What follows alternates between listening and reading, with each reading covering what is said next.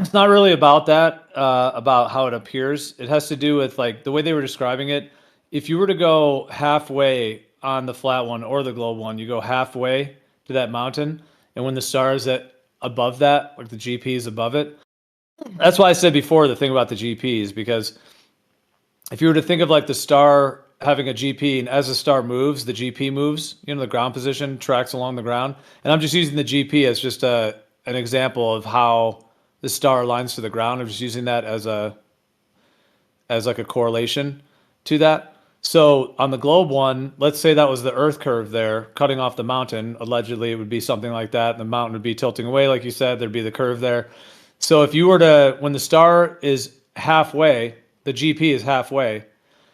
For the rest of the way, if you were on a globe, on the globe explanation, for the rest of the way, so you're halfway, and then for the rest, you would be tilting backwards on the ball, and then the star would be tracking along the curve to get to where the star is at the GP as it's going away. But on the flat one, it's because there isn't a curve, you would have the entire arc length, which is what they were describing. That's why it ends up being longer, because over a flat plane, as the star is moving away, it slows. And that's why they were talking about the 1 degree per 69 miles. It's not linear and so on, because it slows when it gets to the horizon. Therefore, it delays it. It's slower. So it doesn't really have to do with the apparent like visual field. It has to do with the actual timing of the star on the two models, how they track along the ground.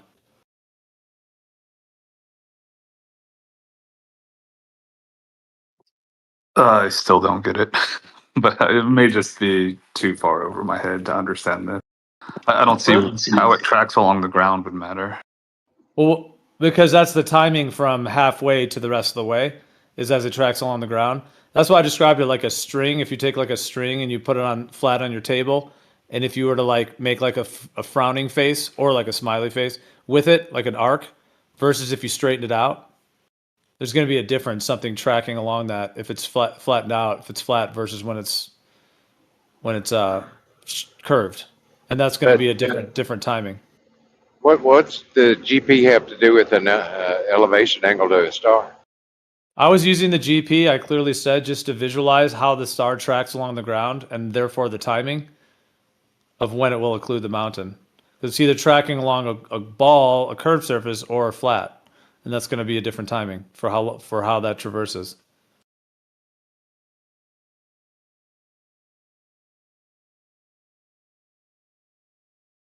The GP just represents as it's tracking, above the ground essentially, but just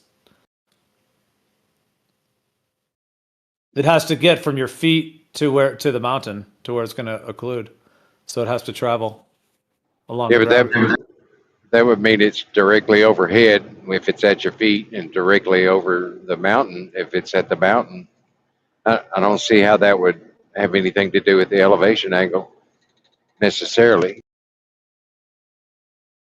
Well, this is about the timing, why the globe is earlier, timing wise. I see. I didn't miss anything. Jesse, can you Steelman why they're saying that it should set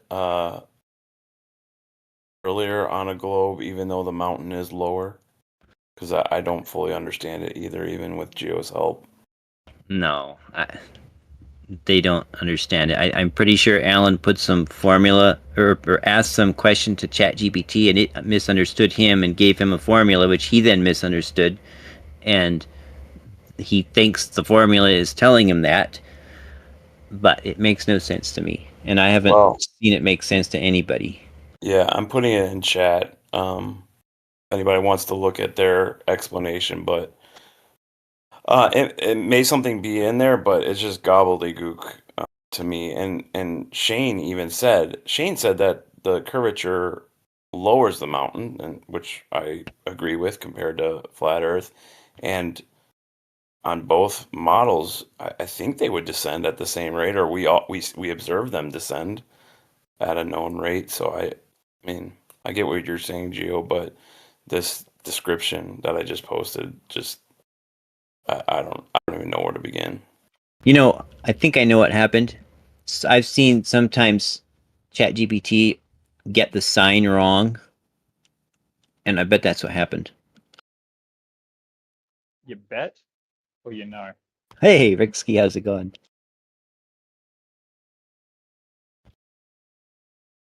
I mean, think about it, Ricksky.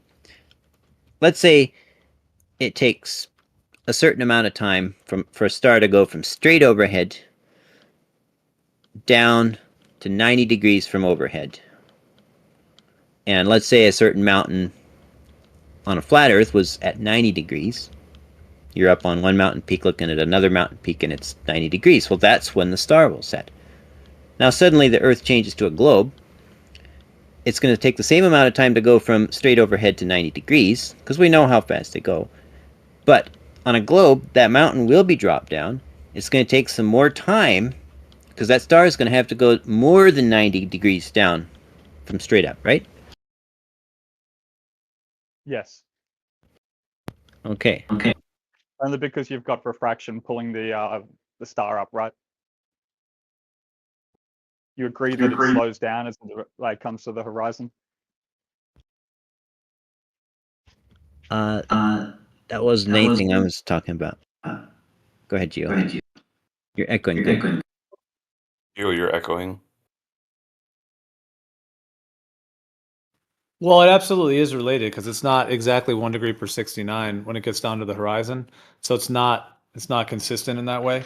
But I mean, the difference is though, if you're on a ball that's rotating, you're actually arcing through space, let's say through like outer space, as it were. Like you're actually arcing, and the star is traveling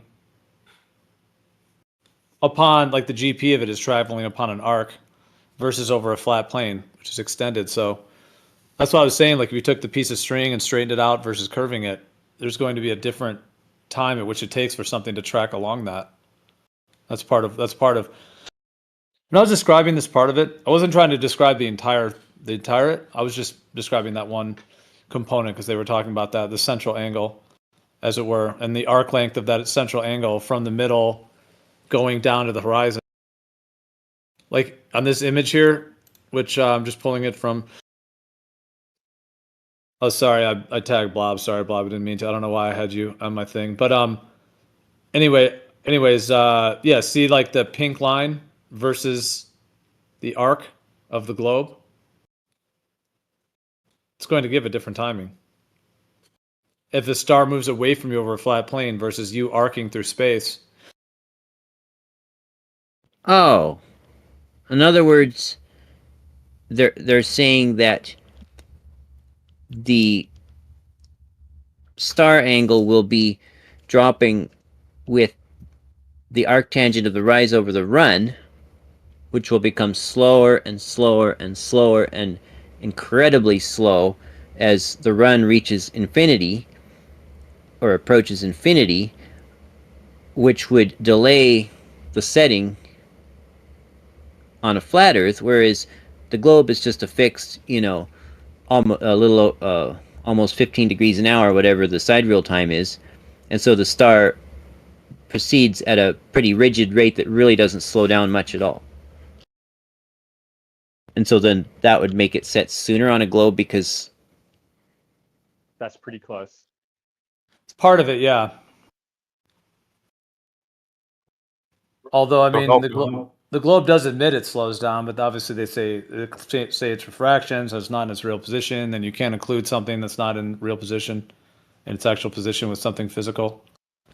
Right, but the difference between the deviation from a constant rate caused that we observe, that's a huge difference between what we observe, that change in constant rate or change from constant rate, and what the change in angle rate due to the arctangent of the rise over run on a flat Earth would be. It's a huge difference. I'm not sure I understood what you meant. It does slow down. We don't see it at a constant rate. But not nearly at the non-constants that the arctangent of the rise over the run would cause on a flat Earth. No, it is. It does. No, it does match that. It does. You're not seeing it to infinity. Like obviously, you're not seeing 100,000 miles or 400,000 miles. You're not seeing that type of. Obviously, it's going to include far before any like dramatic delay would happen. Because yeah, I mean technically if there was like no atmosphere, nothing in the environment, just pure as environment like a vacuum kind of thing, then it would never even set. It would just get slower and slower as it reaches zero. So yeah, part of that effect does happen. And I mean the globe model admits that it's not 1 degree per 69 when it's down close to the horizon like that. But then they claim there's a form of refraction going on. But then if you're going to involve that, then the argument of that you have to have something physical to actually block a light comes into play. So even though you see it slowing down on, just in reality, the explanation for the globe of the refraction effect, perhaps some might say over a planar Earth, that is what would happen. Not that there couldn't be refraction as well. So I mean, that is what would happen. But then when you get down to the timing of when something's actually being blocked, which one does it actually match? Does it match, a refracted globe kind of thing, or does it actually just match the geometry of what it is over a flat Earth? I mean, to be fair, none of these geometries match. It's just all to do with their inflection, I think, about the refraction. And when they compound celestial and terrestrial refraction together, they get their results. But I mean, they're just basically assuming those figures. I mean, at least that's the claim on our side or Alan's side, I believe.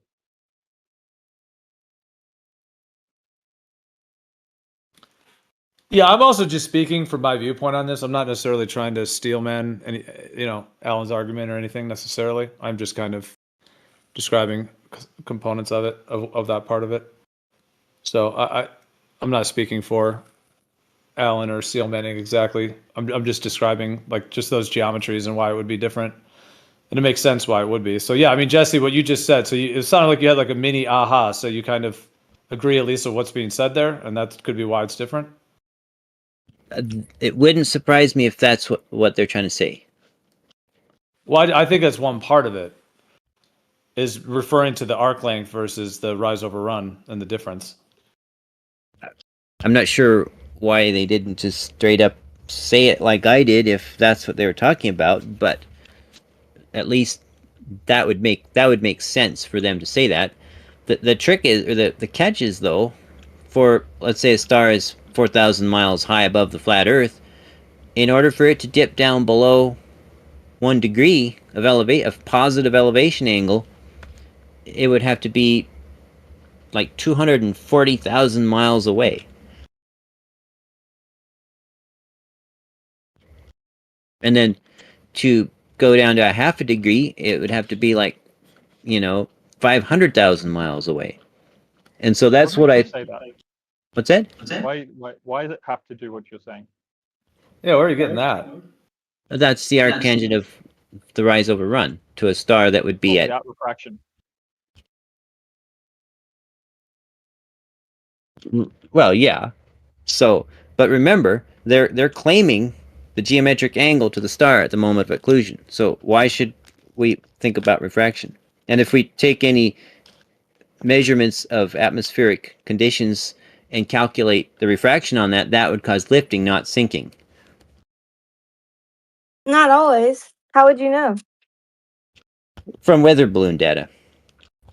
Are you talking about astronomical? Yes. Okay. It'd be nice if they actually did do like the entire line of sight of some star to the person, or at least into like the upper atmosphere where there's no more, medium, where it becomes like null. Because they do have some interesting things like happen with the humidity at the cloud layer and, near the ground where the observer's at. And then like it'd be nice like actually take all that into account, like trying to measure it at one point to just do the raw calculations, have the data. But I'm not sure if like I don't know. I haven't looked into astronomical as much. But I've looked at like the general modeling, like generally, but some of it's kind of confusing as to where they're getting some of the numbers and equations that, numbers they're putting in the equations, like where are they getting this from? It was a bit confusing. Have you like looked through like thoroughly how they're calculating astronomical refraction? where they're getting each number and stuff? Me? Mhm. Not in depth. Did you see Astronomy Live's method though that he did? No. Okay. He used weather balloon data for temperature, pressure, and humidity from, I believe, a large number of weather balloons as they ascended from ground level way up till they finally popped, which is pretty high.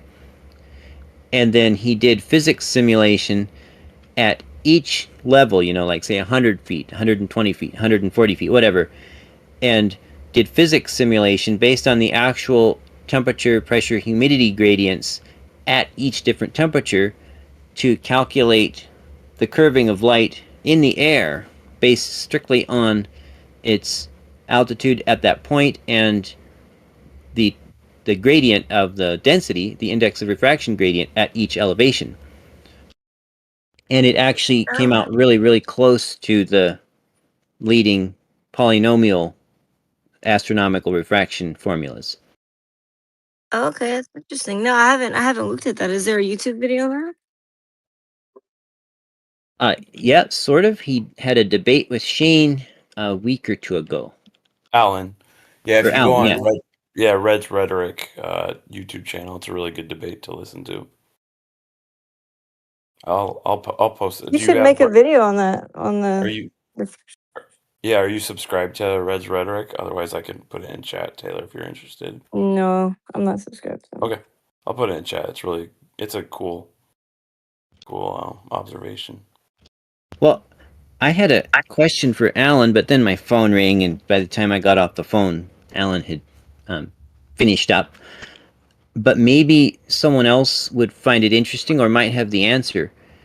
And that is, let's say we're looking at a star that's right at the peak of a mountain. It's just about to be occluded. In a second, it's going to be gone. But right now, it's still visible. I think we all agree that it is not appearing at its geometric position at that moment in time. It's still visible right at the peak. I think we all agree. I think Alan agrees that the geometric and the apparent angle are not equal to each other at that moment. The problem is, 1 second later, it's gone, and then he claims that the geometric angle is equal to the peak angle. So that would require that the geometric angle of the star was initially below the mountain peak, and then the moment the star blinked out, the geometric angle jumped up to match the mountain peak. Does that make sense?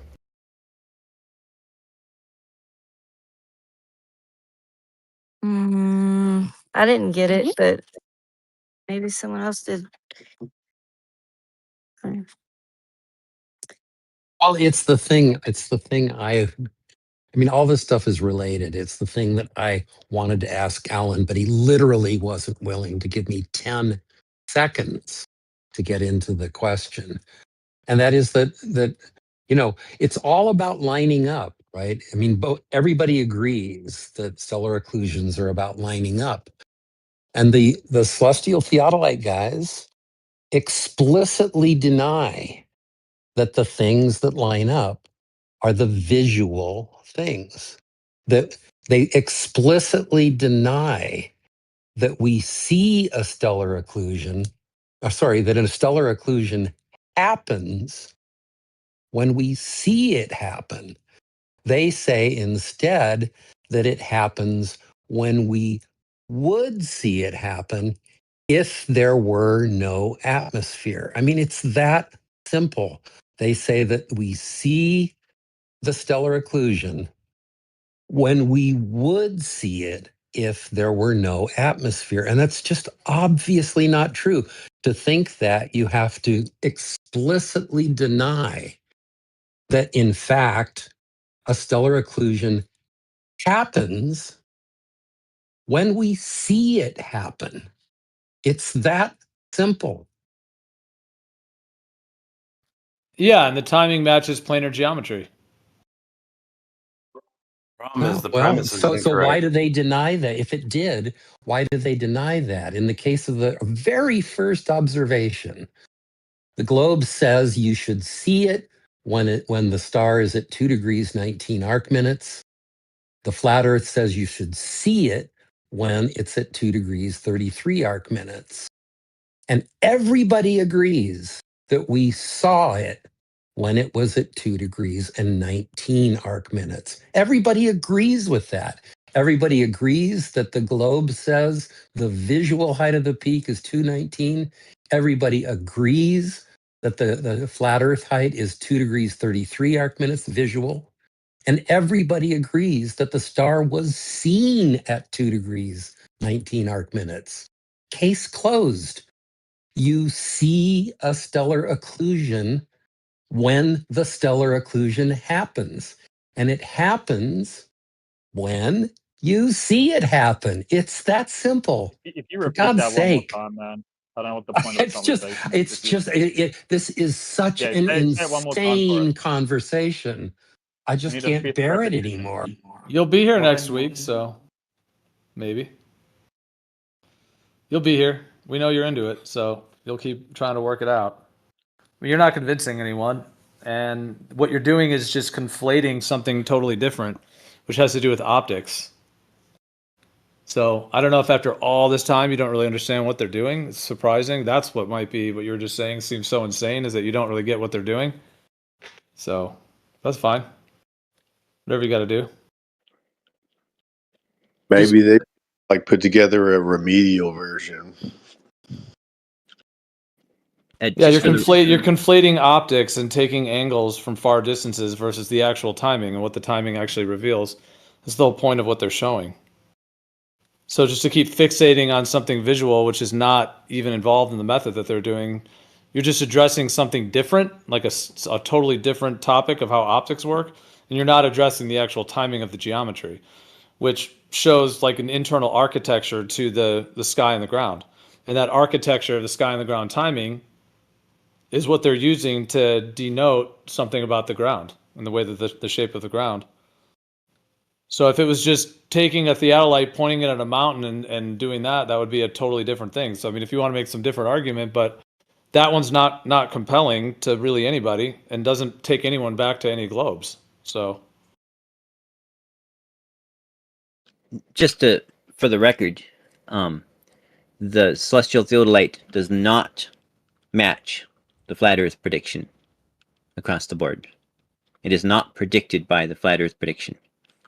And a case in point is North Peak, which was off by 1,700 feet or 1,800 feet of elevation, as well as many others that actually matched or were smaller than the globe Earth prediction. They're just sounding like affirmations from you guys at this point. You're just stating things, man. It's you keep saying that, but they answered the question that's really important. I asked, and after a while he answered it. I asked, is stellarium more accurate to what we see with refraction on or off? So with refraction on, it actually matches where we see the star.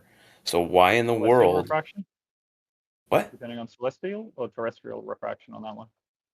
I believe it's celestial. But it when you go out and observe a star at a star angle, this is what stellarium is mostly used for, so people can see where the stars are. It matches the angle when refraction is turned on.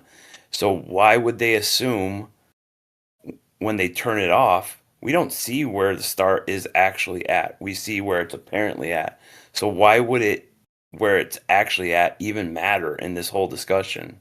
And they admitted that it's more accurate with refraction on. So why in the world would you ever turn refraction off if we see where the star is apparently not where it actually is? That's the whole false premise.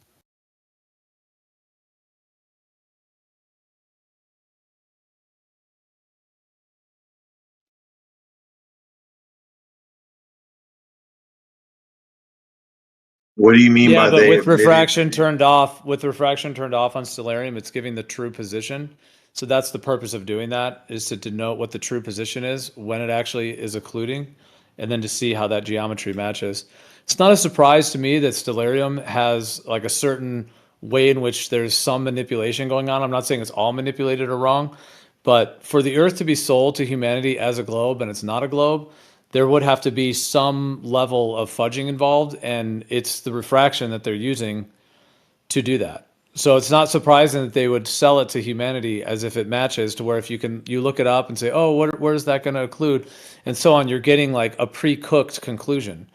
But what they're trying to do, or what the idea, what Mike Heffron has sort of been sparked to look into, is how the actual timing of the true position matches with when it actually occludes by something being physically blocked, and then mathing that out to see whether it matches the curved geometry or the planar, and how they're showing it matches the planar. So they trust. So what they then have to do is they have to trust where the star is actually, even though we don't see it there, but they're trusting Stellarium's data where it actually is, and not trusting where we see it is, which they also report. So where its GP is that what you mean? No, not its GP. It's where it is elevation wise. But regardless of what model you believe in, you can agree that where we see it isn't where it actually is, right? Agreed. Okay, so that's why they turn it off. Why would we expect something that we don't see being occluded rather than what we do see is being occluded, right? We see a star going down, we know the star is actually lower, but we see it apparently. So when it intersects the mountain peak, the star is actually a lot lower, but we see it higher. So the occlusion happens where we see it, not where it actually is. Yeah, I suspect actually, I mean, this is the confrontation. It comes down to refraction. It lowers in our sky, it rises in your sky, I think. Someone correct me where I'm wrong. And that's it, right? There has to be something else to explain the flat Earth model, because if they say the star is just hovering, down just below the horizon, we can't see it anymore. That doesn't explain why somebody that is a bit closer to the star, to the GP, can still see the star tracking through the sky, rotating at 15 degrees per hour. And what at the same time as somebody, a few hundred miles further away from the GP, thinks it's just hovering there. So there must be something to explain that. Yeah. Does refraction, like the physical act of refraction, does it make your observations more or less accurate? That's a weird question. We see stars where they appear to be, right? It's not a weird question. It's pretty cut and dry. So does refraction make does refraction, if you're not using a model, okay, if you're not trying to confirm a model, does refraction make your observations more or less accurate? Well, with Stellarium, we actually see the stars where Stellarium says they are with refraction turned on. If we turn refraction off, they're not where they're supposed to be. I didn't ask you anything about Stellarium. I asked you where they appear to be. Rixky, you're low. You're really low. So the answer is, I think, that we need to use refraction to turn the geometric position into an apparent position. The two are different. So without refraction, I know. You just told on yourself. You need to use refraction to change the geometric position, because that's what you're doing, is changing the position to match your globe model. But we have a geometric and a refraction model that can simultaneously explain the observed position for everybody. So whether you're right at the GP, or whether you're halfway between the GP and things setting, or whether you're off to the side, the position of the star in the sky is modeled by the geometric model with refraction. I mean, it's just so weird that you guys are begging for something that would distort your accuracy. No, it shows it to be accurate. Hmm. They're using a position of the star that we don't see it there. No, that's a sneaky phrase. It shows it to be accurate is a sneaky phrase. If you standardize refraction, which isn't accurate at all, but if you standardize refraction, then it'll match your globe. But we know that you can't just standardize refraction because the conditions aren't the same everywhere all the time. It's really easy. It's really easy. You could take any model. So Stellarium is the most popular. You can take Stellarium, turn it off, turn off refraction, and the star won't be where it says it is. You turn refraction on, It's a raw and model. what? That's just a What'd you raw say? model without any sort of incursion of like what the refraction is trying to interpret the phenomenon of what we see in reality, right? And then you've got your corrections in the way that you interpret it. But you're saying that the star has actually been lifted up by the refraction. Okay, if you agree with that, Ricksky, then why are they using Stellarium where it actually is, even though we don't see it there? Why are they using Stellarium? Because I mean, I've said my interpretation of it. Alan doesn't like it, and it's too oversimplified. So, I mean, what's the point of having a crack at it?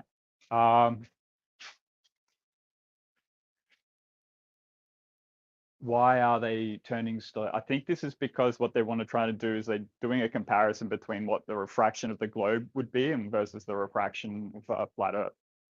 No, their underlying premise is, and they've said this last week, both of them did. They said that the occlusion occurs when the star, the peak, and the observer are geometrically aligned, not apparently aligned, but geometrically aligned. That is their premise, and so that no glober would ever agree to that because we know refraction is a thing. So they're saying that it geometrically aligns. So that's fine that they want to make that the globe prediction, but no glober would ever agree with that. Do you agree that if they had the refraction turned on in Stellarium, and I mean, so that they wouldn't be able to extract from the comparison, they wouldn't actually be able to show or display what's going on with refraction at all, because you've got that's not two the point. observations which are Yep. both observing refraction. So you actually can't tell what the so-called refraction should be doing. And this is where I think Alan comes in and says, you guys are basically inferring that you're, this is why, what is it? You're saying it should, you're requesting too much refraction. You know, you're compounding two refractions together in order to explain the phenomenon. Well, that's my entire point of asking my question. Without talking about occlusions, which model is more accurate with our observations? So if you were to go out and look at a star right now, would Stellarium with refraction on or Stellarium with refraction off be more accurate to your observation? And Alan and Shane admitted that it's with refraction turned on. So why would they ever assume that the actual position of the star, occluding with the actual position of the peak, would be an occlusion rather than the apparent position? Your interpretation of what refraction is doing is correcting for the errors within your model. No. No. No, It's our actual exactly what it's observation. doing. It's No. exactly what it's doing. Wait, let me respond. I could come up with a different orientation or a different sort of curvature. I could even make it concave in the sky or something. And then if I just like turned up the refraction dial, I could get to your model pretty easily. Okay, so then okay, I agree with you. But do you agree what we see is reality? Like we see stars where they are right now? Yes. Hold on a second. Kind of question Hold on a is that? second. Hold on a second. Ricksky. I want to say yes to I know. that question, and then I want to ask you. I want to ask I want to ask Ricksky. you a return. Hold on. I want to ask you a return question. I want to answer that, and me and you were going back and forth too. Just let me jump in. No, Ricksky asked me a question, so I want to stick with his model, and then we can go with your model next. So you answered it, and then you proposed another question. No, I want to answer that real quick, and then just real ask quick. one It'll be quick question. 3 questions. Three Go questions. ahead. Rick. No. So do we see? You guys, hold up. We generally let people, if there needs to be something hashed out, let's just let them finish it, and then Yeah. whoever's Just next can bring in the three next. questions. Ricksky, do you believe we see? I mean, do you believe that do you believe we have empirical observations and that we see stars where we see them? I mean, it's a dumb That question, has to but be do you the agree with that? most, like, I don't know if that's an oxymoron or a redundant statement, but we see stars where we see them. Okay, What does that even mean? so How can you I mean, know what you see is real if your eyes aren't real? yeah, I that's don't It's like think where basically they're my Jaden question. Smith supposed to be. level questioning. That's actually my question. So we see stars where they Yeah, are. you're Jaden Smith That right now. matches stellarium with refraction turned on. So why would you appeal to refraction turned off in stellarium? Because you're trying to do a comparison between the like, what would you call it, like real world refraction and the so-called model, and see what like may be distinguishing and reveal between the comparison. Otherwise, I actually don't think that your observation would do anything. You're not No, like, that's not what you're they're doing a doing though. contrast. This is like a contrast between refraction on, refraction off. You want to see what No, refraction's doing. no, it's not. That's the problem. They're No, saying, no, hold no, on a second. Hey, no, Pure, can you just hold on? It's a no, one-on-one for just 2 more seconds. no. So what they're okay. So what they're saying is that what they made a globe prediction based on the actual position, not what we see. Why would they do that? We're not comparing refraction. We're comparing what the globe prediction would say versus the flat Earth. No globe prediction would be accurate without refraction turned on because we see where the star apparently is. All right, if he doesn't want to respond. I mean, I'm trying my best. This is, yeah. I mean, I want to tango with you a little bit more, but I mean, Yeah, that's fine. The Most High, or yeah, if you want to get in, then go for it. Thanks. I mean, they admitted that with refraction on, it's correct. With refraction off, it's not. Yep. They admitted that. So there's no ambiguity. So what I would argue with, I mean, if I'm on their side, I would argue with the actual position of the star is wrong because we're calculating refraction to get back to that.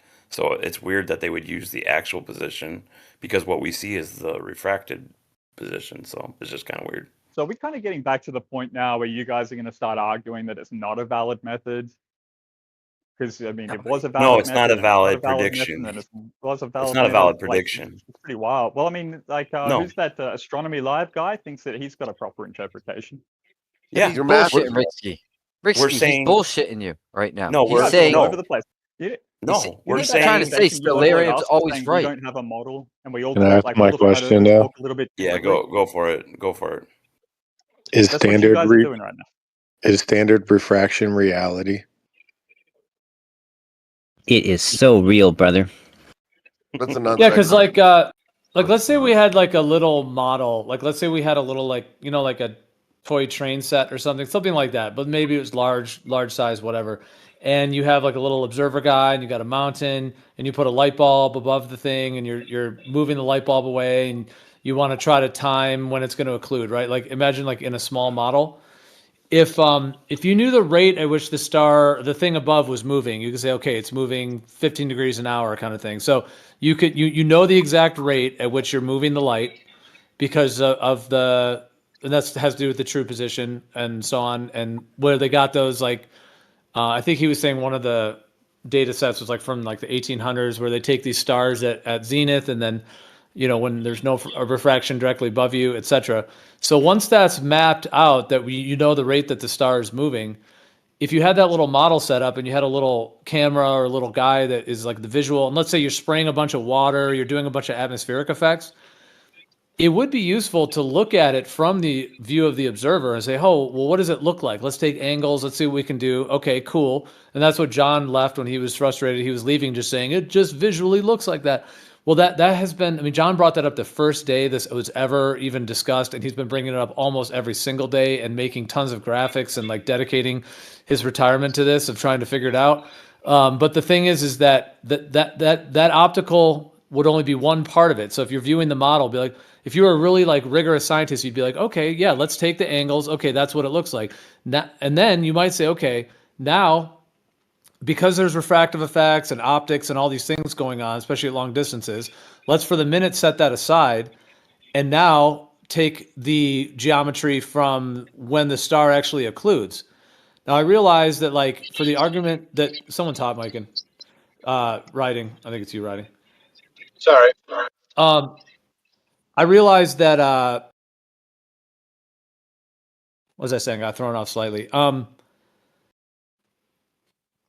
Oh yeah, so if you're gonna take it from the guy's viewpoint and there's all the optics involved. If you were then gonna say, okay, we know the rate it's moving, we know the distance, we know the height of the mountain, and we know the rate that the light bulb is moving. Then to when it occludes, now I realize there are some things involved in that. Like you have to agree that something physical has to block a light source, and I realize some of that could be debated. But let's just say for the moment that something physical does have to block a light, that a refracted position can't block a light, and that's part of the argument that is involved in that. So, anyways, if you were to then, take into account that only a physical object can actually block a light, and that something that's like a shifted or changed position can't actually physically block a light, then even though you have the optics that you would, in that little experiment, this being a scientist, you would kind of look at those optics, but you might then say, okay, now let's not use the optics. Now the only optical part would be just the timing to see when the star occludes. And let's try to, basically predict the distance based on the timing and the height of the mountain, or the height of the mountain based on the distance and the timing. So you're solving for one of those three. And if you were to do that, and every time you get the timing, when, without any of the optics involved, when you calculate that, you're actually able to derive, like I said, either the distance from the height and the star occluding, or the star occlusion plus the distance, you're able to get the height. And when you can extrapolate that and predict that, then you are isolating for a planar geometry. And that's essentially what I kind of perceive as what's being done here in terms of that. And so if you were to look at it that way, you'd be able to extrapolate that and be able to isolate that angle, which is what they're referring to doing. That would then be in contradiction with what the optics might be. So then you would have to take those both into consideration. Like, okay, why is the optics showing something different than the actual timing? And I think that's what this invites the question to consider with this.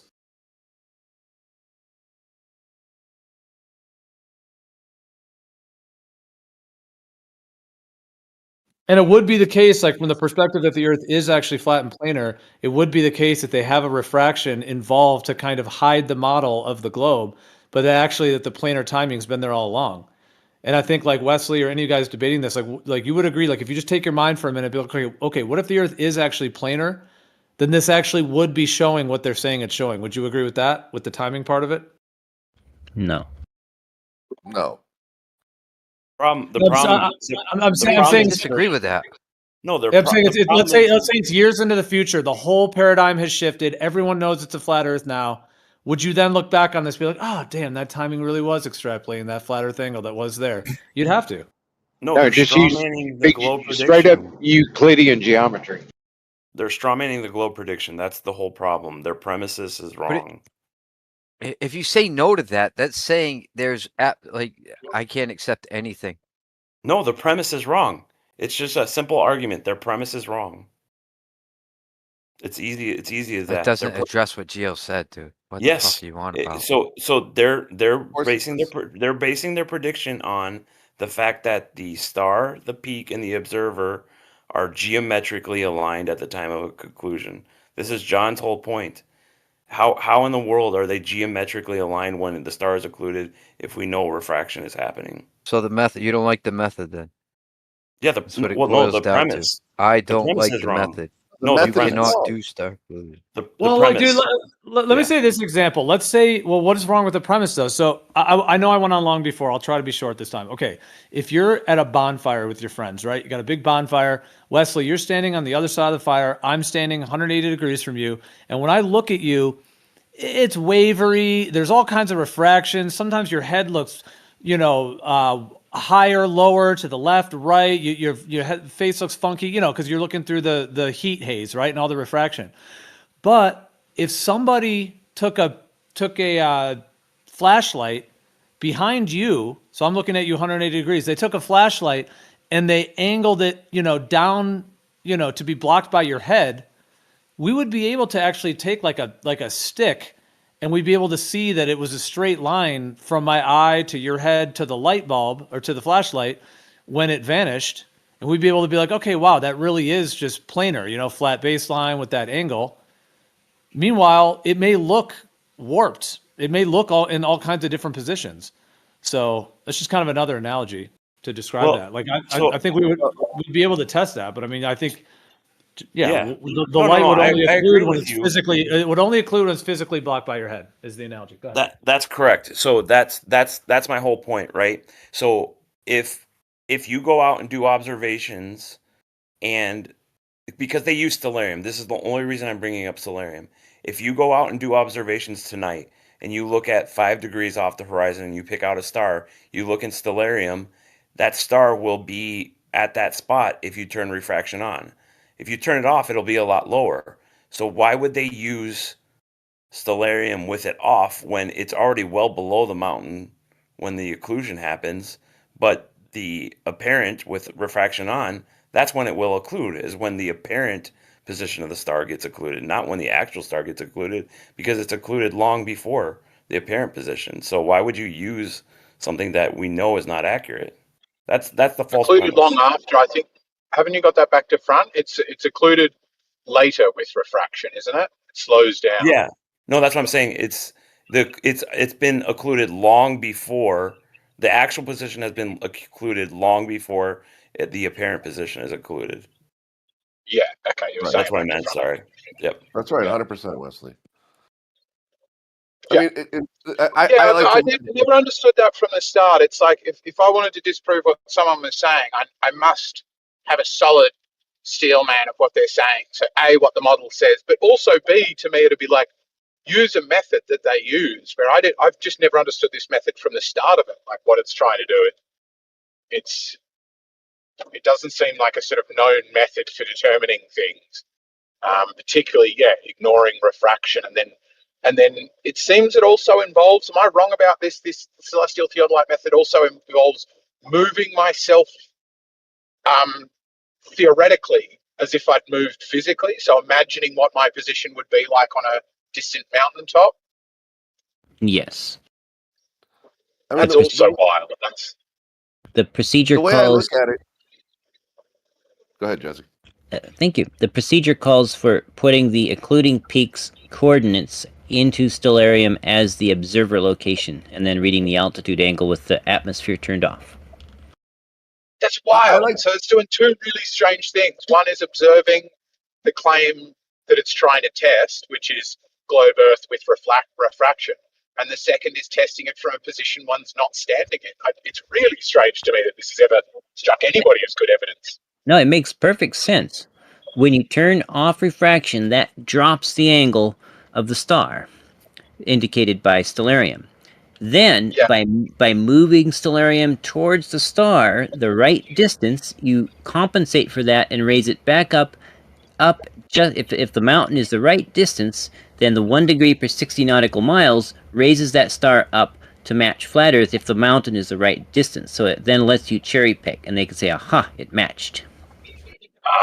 Okay, right. So you move, you lose an arc minute or something, a couple of arc seconds of 13 of altitude, but you gain it right 13 arc minutes of elevation, but then you regain it by going 13 arc minutes around a curve. And then plus a little bit more to make up for the difference between globe and flat.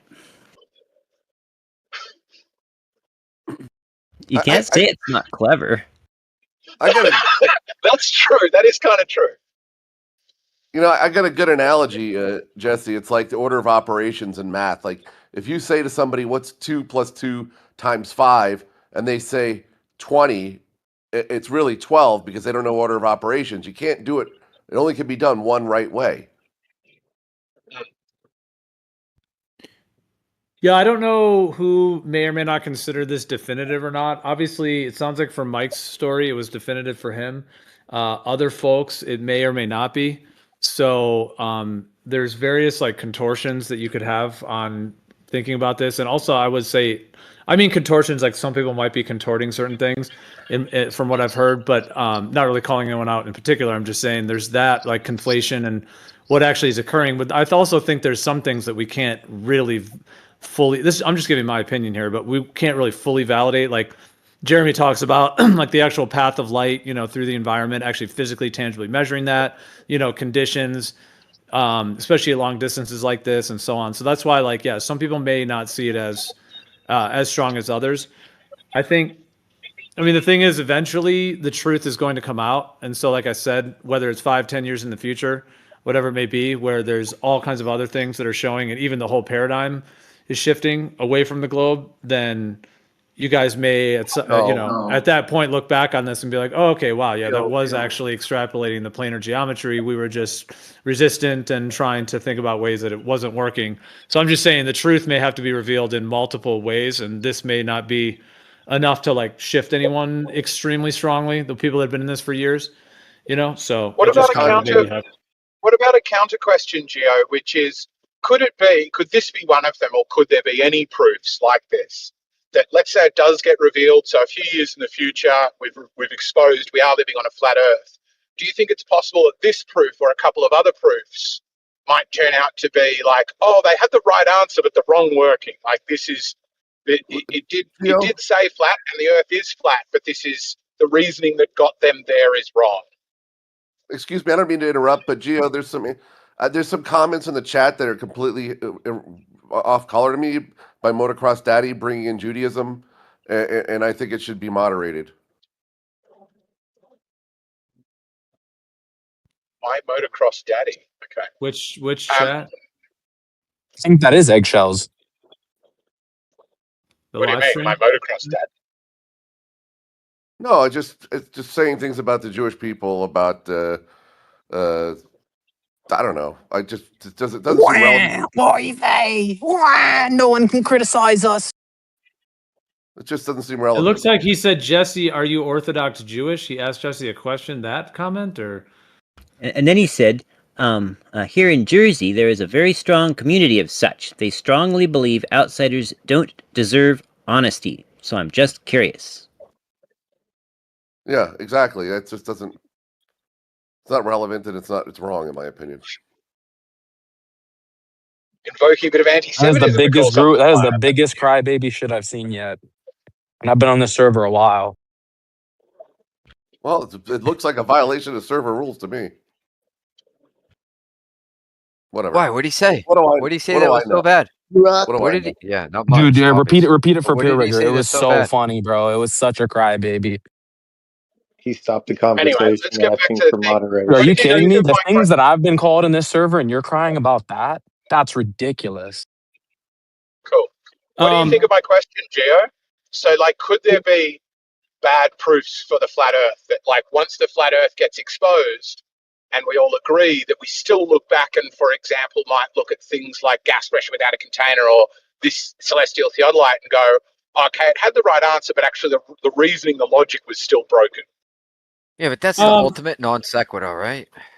No, I mean, it's completely valid, right? Because somebody might say it's Tuesday, and it might indeed be Tuesday, but they might have discerned that from reading tea leaves. And you could still go, okay, that's bad reasoning. You're just posturing as, yeah, you guys might be right, but the way you got to your conclusion, you're not justified in being right. So I don't want to consider you right. It's like, what are you doing? No, that is. What argument are you actually making? It's because Gio said, "Do you think?" That's why I said it's a non sequitur. You just insult. It's like kind of like you could be right, but you're too dumb to realize how you were even right in the first place. So I don't respect you and blah blah blah. It's like, where you go with that? But then, hang on. You would be saying that to Gio, right? Because it's a mirror image of Gio's question, which is, do you think that if the flat Earth got exposed, you would look back at this bit of evidence and go, turns out that was good evidence for the flat Earth, and I was just ignoring it at the time. And I'm asking the same countervailing question, which is, could it both be true but bad reasoning? Yeah, I mean, if you're just Wait, asking in anything general, I else? can respond like to that. I mean, I hear you. Like that is possible. Is that what you're asking? Could some arguments in this have been come to by like not, the most like rigorous methodology, or I'm not sure. I'm just trying to Yeah, reword what you're saying. Are you saying yeah, is that exactly. possible? Yeah, like okay, Yeah, there is is that possible in this case, or in some of yeah. them? Like I haven't, I mean, a dramatic example, I have not been to Antarctica, but from all the evidence I see, it does seem like there is a 24-hour sun there, even though I haven't physically been there. And so people who linked the term flat Earth and were also spreading misinformation, from the perspective that is misinformation. I mean, none of us in here have technically been there, but there's all the evidence and so on. And so at this point, more now than there was in the past. And anyways, but which is weird that it took this long to get evidence of it. But nonetheless, that's a whole separate topic. I'm just saying, but if someone ran around and was like saying that there wasn't a 24-hour sun though, and the Earth is flat because of that, you're just saying that like, could that wrong information have led them to a right conclusion, even though it wasn't really the evidence, the Yeah, best evidence for it in the first place? yeah. Could it turn out like, because some of the criticism of this method is it's ignoring refraction. It's testing a model that claims refraction and then ignoring it. And then one could go, it turns out it got the right result about the star occlusion timing, but it got there the wrong way because it ignored something that, even if the Earth's flat, I think most of us would agree. We agree with, like, the idea of light bending based upon the density of a medium. So we could look back and go, they got the right answer, but they actually funnily got there the wrong way because they ignored refraction, and then they happened to still get the right result by making a identical error in the opposite direction at another part of the formula. Who's ignoring refraction? Anyone? I've never heard of anyone in this discussion ignore refraction. So who's doing that? That was my understanding of celestial theodolite. Tests where the star should be by turning off refraction using stellarium and then moving one's position to a mountaintop further distant to see what angle it should be from there. And that's effectively like ignoring refraction for a part of that observation and moving one's position. That's just to get the true position. The refraction is calculated after and compared in what they're doing. So they're not just ignoring refraction altogether. They're just using that to get the true position and able to derive the planar trig from it, the planar geometry. It's not ignoring it in total. It's just removing it for that one part so you can get the true position. Can I ask something? But what you're saying overall, I mean, eggshells, that is possible. I mean, the thing I was saying is that, like, okay, in this conversation, I'll just try to be brief, but like people are generally not dramatically changing sides, quote unquote. If we're just saying between like planar and globe, it's not like every day it's like, oh, I switched, you switched. Like that's not happening, right? Like you guys have been globers like the whole time. People generally come into this, they're going to kind of, settle where they settle. Some are going to be on the fence and so on. That makes sense, obviously, as well. And people have their own timing. But I was just making the point to say that some of these arguments may not be definitive for like someone who believes it's a globe. And so I was just sort of saying that in time, you may look back on these and see what was being shown. But I also understand like you're trying to flip it and be like, oh, well, could some of those planar results be gotten? The thing is, though, if you got the correct result, are you just saying that there was some faulty way that it was gone about in the arguments? Because I mean, I don't agree with every argument, necessarily, or that every planar Earth type argument is as strong as others. So that was the summation of what you were saying.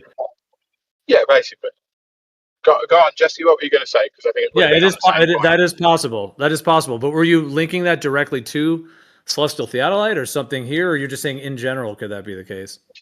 Yeah, well, then the link to celestial theodolite would be like, okay, well, what is the error? What could be that error in the working? Like, could it be, as Jesse is suggesting, that we move something by 13 arc minutes by ignoring refraction, and then we put that back in by moving around a curve that we presume is flat, so we end up with the right result using the wrong working, or the wrong result with the wrong working, as the case may be, which is what we're trying to test. So then it goes back from like what's the result to looking at what's the method and how would I know if I was making a mistake if I was.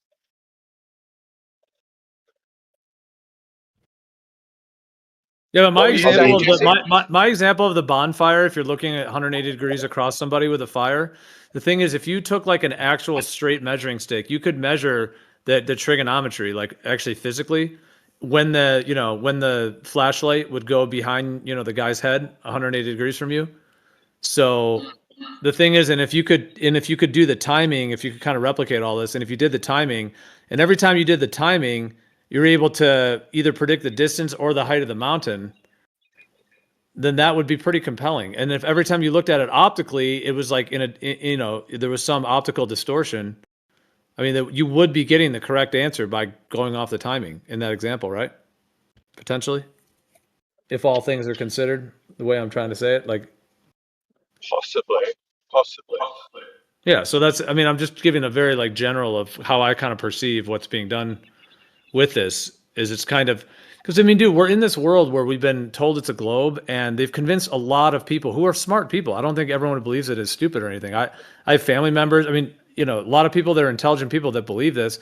And if they're going to turn on Stellarium and they're going to be looking at stars and stuff, they're not just going to have, something in there that is just so blatantly like, oh, it's not a globe. But then the question is with this, but when you dig deeper and do what they're doing, does it actually reveal a truth underlying it all, before all of the corrections and the kind of, curve fitting it to the globe model? Yeah, I guess my concern is this appears to be the curve fitting in the opposite direction, with this moving the position of the observer and ignoring or choosing when to apply this thing of refraction that we observe in reality. It appears to be sort of adding and removing numbers until we end up with the right result. But do you observe standard refraction in reality all the time? No, I don't think we see average anything. That's, I think, the problem and the contention here is that refraction is being standardized when that's not reality. Yeah, I do think that's an issue too, in that like it's fairly reliable if you're above 100 meters. How high above the surface is this observation? Because then I think you could more reliably trust standard refraction.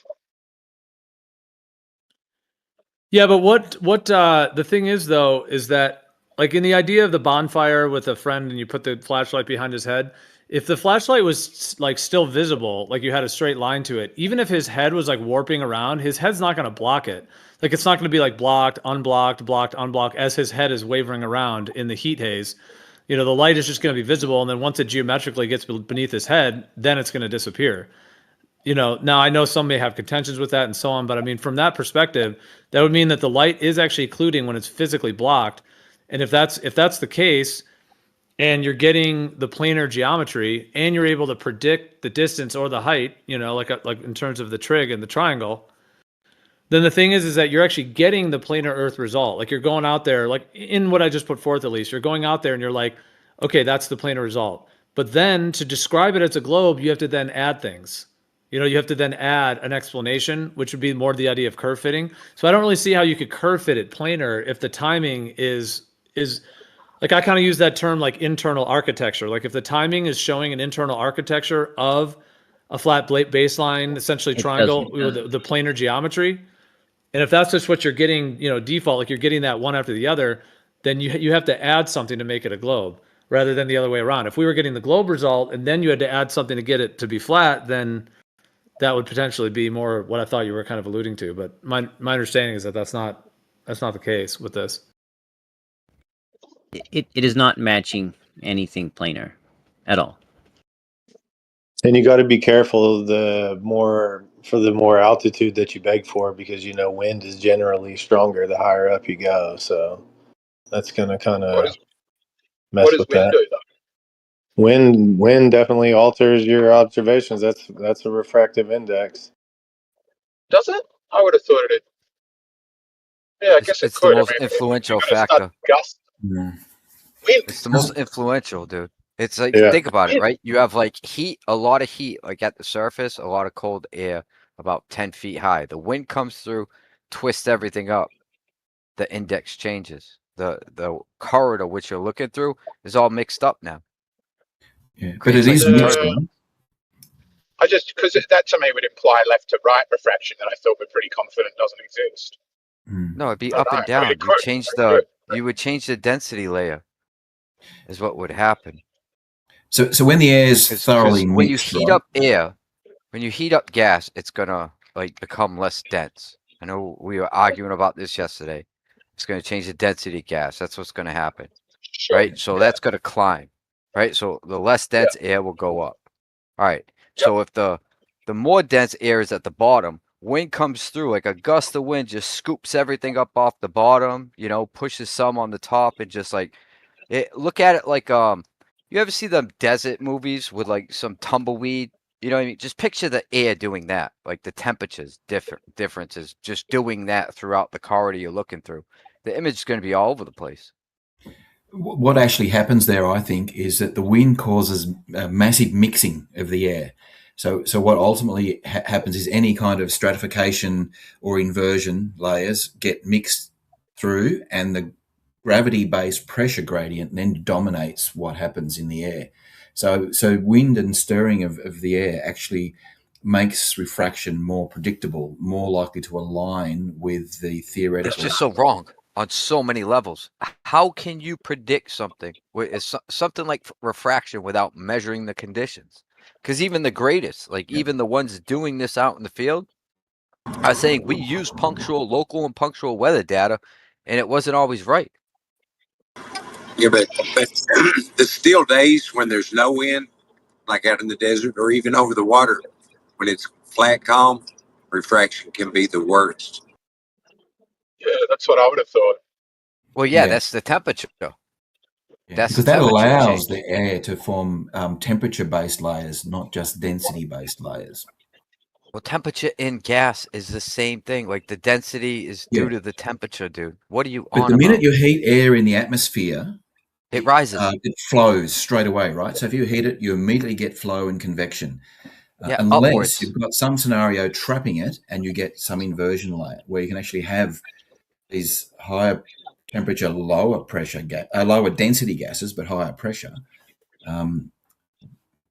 reversed in the stack of gas. Okay. I don't even know what you're trying to say at this point. But even if you're looking over water, right? And say you can see like a skyline. There's no way we could just be like, oh, well, we know exactly what's causing that. We know like what type of refraction, because it's like if someone takes a picture and you're saying, well, I know that's refraction. It's like, okay, then explain that picture. And then once you go to explain it and you realize you're wrong, right? You're in a world of hurt. Because like, well, I claim to be able to predict this, but now I can't predict it. And what were you using or justifying your prediction on? I so agree with that. But that's my confusion. It's like, aren't we doing that with the celestial theodolite thing? We're taking a bunch of things. We're taking stars in their claimed true position, where they're mapped into a sphere and move at 15 degrees per hour. We're taking refractive gradients as they're given to us. We're taking this whole mess of things, including things that you're rightly saying are very unreliable or wibbly measures, and then going, right, which is exactly what you don't want to do, right? If you know something wibbles between 0.2 and 3.9, you don't just turn it to 0, right? That's well, the worst possible thing you can do, because you've now gone from but let me finish. If you just ignore it, you've gone from an unsure number that exists within a range to a now fixed number that is outside that range. Right, but think about what you're saying. We can't, because we're not measuring the refractive corridor, we cannot use lights in the sky to determine the shape of the Earth. That's not what I'm saying. Well, it's a consequence. No, I'm saying it's a consequence of what you're saying. If you're saying light's unreliable and we don't know what refraction's doing when we're doing these horizontal observations, then you've got to stick to that. But if I say, sure, they're very wibbly when they get down near the surface, but at zenith they're bang on, then I can still use the lights in the sky. I've just found a method to zero out refraction, right? Or you can say, I make these measurements and I put them within this known bandwidth of errors, right? Between that 0.2 and 3.9, whatever made up numbers. Then I go, if it's wrong outside of those bars, but I've included them, then I can say, okay, the globe is sus because they said these numbers must be between A and B, and I'm showing you they're way outside A and B. Then you can't But you can't predict. just delete it and then go, oh, that's a really confusing thing, so I'm going to ignore it and then use that impoverished model that's missing a bit to test the shape of the Earth. Right. Then if you do all that, then you can't predict. You're throwing out Sure you can. your capabilities to predict. You can only predict within a tolerance and be like, well, I'm kind of sort of close. Yeah, sure. It's like, all right, But what well, can you predict or measure that isn't subject to a tolerance? Like, describe for me a method that you can do it perfectly. well, I don't know I if don't we're think going to it talk exists. if we're going to talk observations and we're going to talk like location, and then we're going to use those same observations to map the surface of the Earth to a radius, right? Well, then you have to be within a realistic tolerance. You can't just say, well, Sure. I'm 8 meters Yeah. off here, 15 meters off here, 20 here, like all vertical. I'm saying like vertical measurements you're off, because that completely changes the radius. Sure, but what And the if you've shape. got one group of people that have a radius, have tolerances, and have numbers that comport with them, and then you also have another group of people who don't have that. They don't even have tolerances. We don't know what tolerance we're using for refraction in this. It sounds like we're ignoring it. Well, what do you mean they don't have? Another group say they don't have? What No, like there's coefficient no of friction? group denying refraction. I'm not Right, but aware of this group. No. What coefficient of refraction are they using, or what how are they incorporating that? If they're not excluding it, that means they are including it. What are they using? Is it standard Yeah, but refraction? now you're The trying to math. say I can guess. I They're can using guess the at math. what the refraction is without measuring it. Because one side's Bingo. saying, well, you got to measure it. If you're going to claim it, then measure it.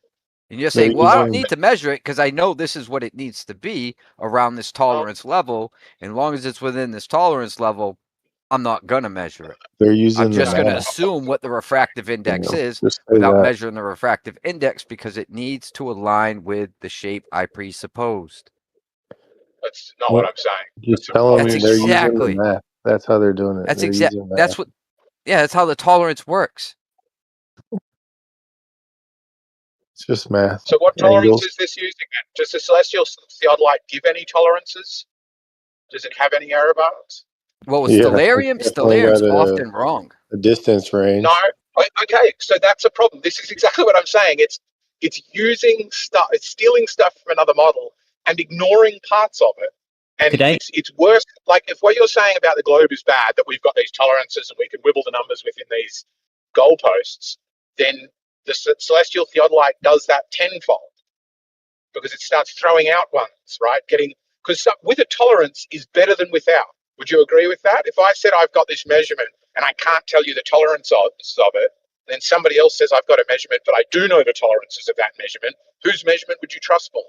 No, I don't agree with that because you can't have a tolerance so wide that you can't determine anything in the first place. You're like, well, I think But this is you're not about an answering the inch, but I question. have a tolerance of like 1.5 inches. It's like, well, then how the hell are you ever going to tell it's an inch? Hey, Yeah, I Bingo. wouldn't Yeah. trust the dude Bingo. who turns in the work that says the tolerance matches the model every single time. hey, Eggshell. Sure. If anybody was doing that. I would think he's cheating Yeah, or not that's what doing appears his to be work happening with right. the celestial theodolite thing. What are you saying, Jesse? Yeah. So the tolerance can be calculated.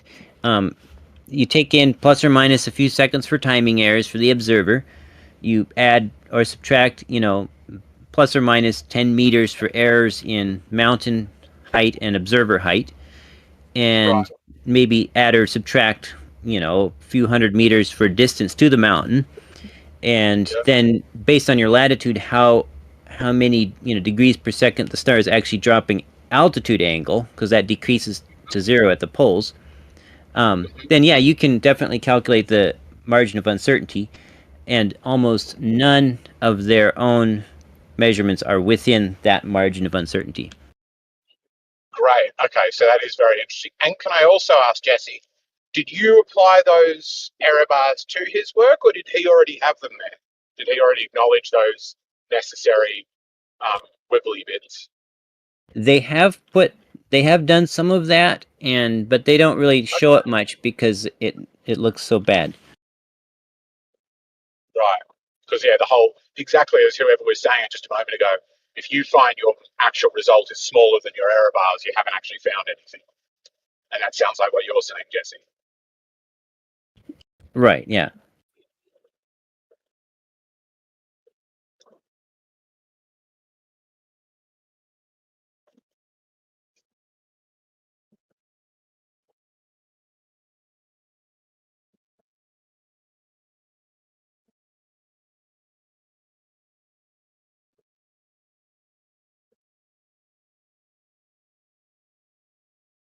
Certainly one of the least comprehensible bits of flat Earth evidence I've heard in quite a few years.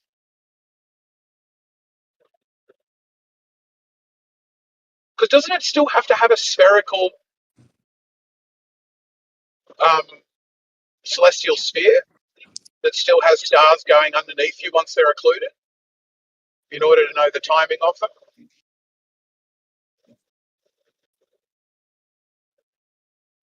Well, yes and no. They say they accept the celestial sphere, but just as an internally coherent representation or something like that. So they don't say that stars are going under you, but they say that stellarium does give. I don't know. It's weird. You'd have to ask them.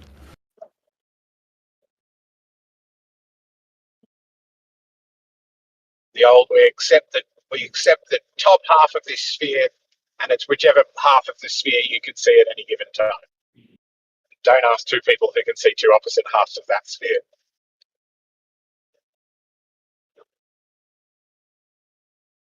To be fair, that does fit with Geo's model, where Geo's model is that the stars would present wherever they are as if they would on a globe, I think is how I try to put it. I don't know if that's Strawmanning it.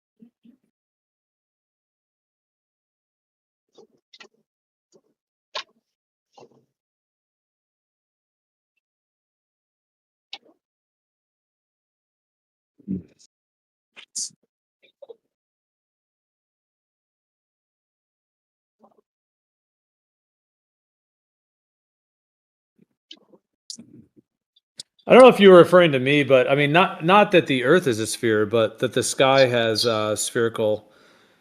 It could maybe the case that the sky has like a higher dimensional spherical coordinate system to it, which is then projected down to a plane, like the plane of existence. So I mean, when they talk about the celestial sphere and like the ancients, they weren't really talking about something that was like a whole sphere that went underneath you. They were talking about the nature of the sky and how when you have like the hemispherical dome kind of, visual part of it, the way things rise and drop and fall. But just like a planetarium where you can have a flat floor but a domed planetarium ceiling in order to represent the sky, and you have to do that to represent the sky. So there's obviously some spherical geometry involved in that, but in the case of a planetarium, the spherical geometry is a function of the sky, not the ground. So yeah, the sky does seem to have some kind of like the spherical coordinates and the way that it moves, you know. So I have said that, but that doesn't mean that the Earth is a sphere. It doesn't. No, I didn't mean to be suggesting you said the Earth is a sphere. Just yeah, similar to what you'd said. That I think we'd had a discussion at one stage, and you'd said that the way the stars appear, they appear on a flat Earth as they would if the Earth were spherical, or something. No, well, no, just if the sky were spherical, not the Earth. They appear as if the sky has spherical coordinates. Okay, I stand corrected.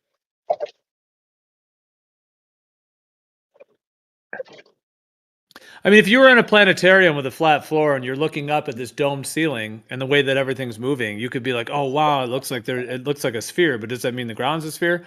It's like the old, like, if the the pool balls are spheres, does that mean the pool table is also a sphere, kind of thing? Or if the lights in the ceiling are circular, does that, or round or spherical, does that mean things on the ground, or that the ground is?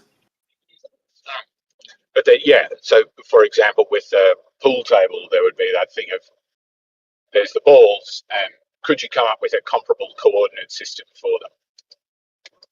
Things that use a similar coordinate system without deformation are more likely to be that shape.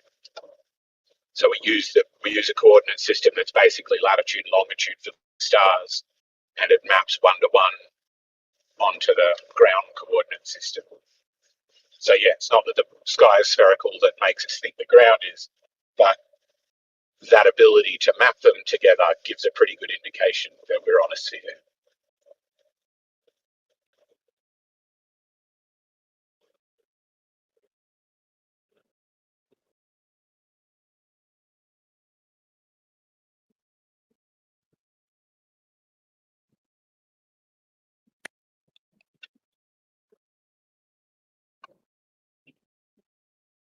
I mean, is that subjective? Like, who you're saying gives an indication to you, or to, like, is that a subjective? Because I mean, as far as we know, humans never thought the Earth was a sphere until a certain point. So, if all those humans before could have looked at the sky and thought it was some kind of like easy conclusion to derive that they were on a sphere, don't you think they would have done that way before Of course, they had a coordinate Greek? system.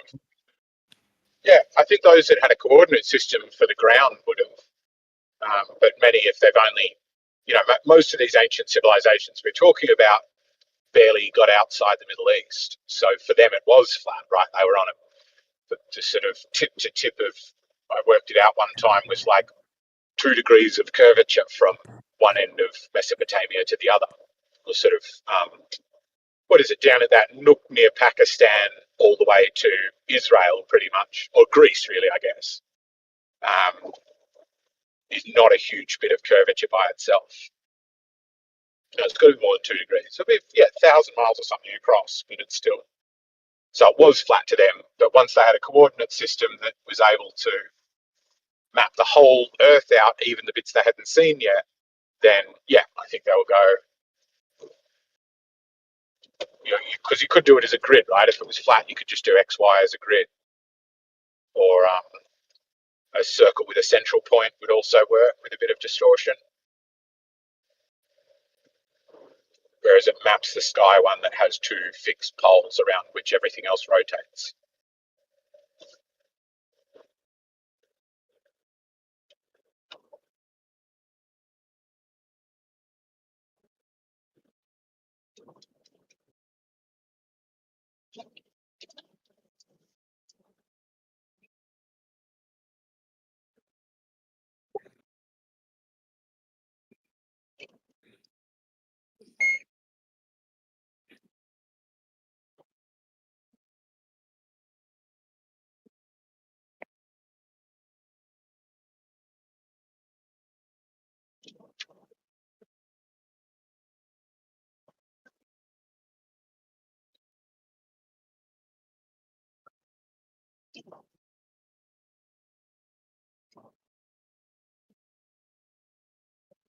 Is the idea this Mike, or the guy that did the celestial theodolite test, was not a flat earther, and then it was this guy that did the test? Was he not a flat earther, and the claim is he became a flat earther after doing the test?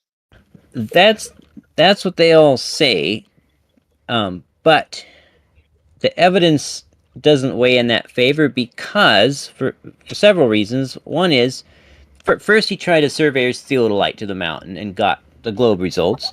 Then he tried stellarium at the observer location with refraction turned on and got globe results. Then he turned off refraction and got tiny globe results. And then he moved it forward to the mountain and finally got close to flat Earth predicted angle. So it's like, if he didn't already believe in a flat Earth, why did he keep messing with stuff to such an absurd level until he finally got something that fit? And the other thing is, in his very early PDFs that he released that were like these really hardened anti-glober statements that made me feel like he had actually been a flat earther for a long time and already had a strong animosity towards globers. Right. He was very heavy with the. And he's open about the fact that he tried these other methods and didn't get the right results. What's that? Go on, sorry. He was very hidden with the. Oh, in the early days, he was really open. He loves to talk, and he would come on and he would talk for 15 minutes, and he'd tell the whole process, everything he went through.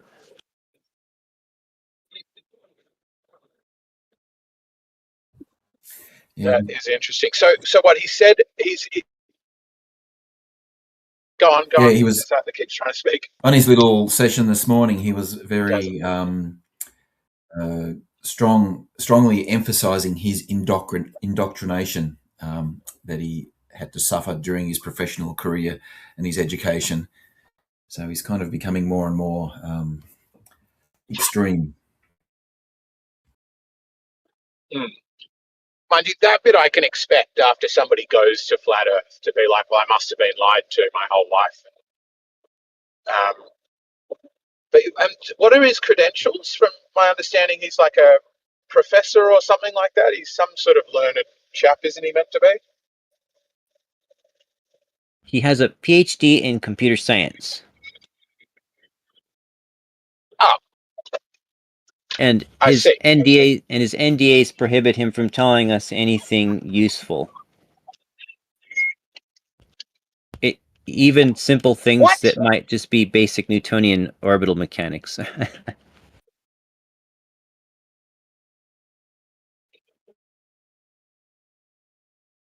Who? Who's he signed an NDA with?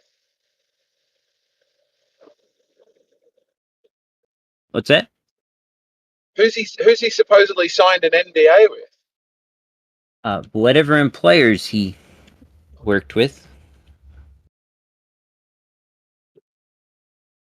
Okay. All right. I'm starting to get a flavour of this. Because that's... Yeah. I see what you're saying now.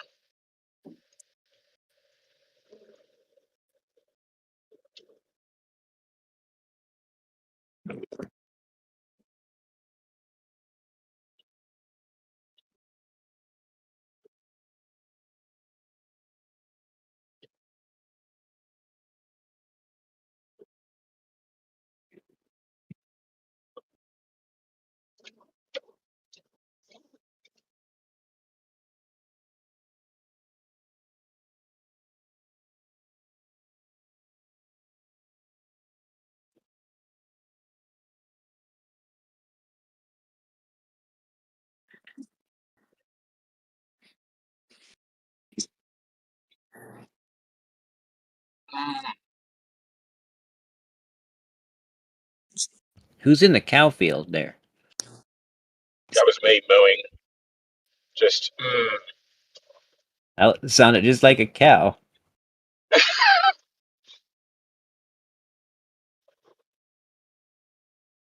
Yeah, I was about ready to go out there and check on them.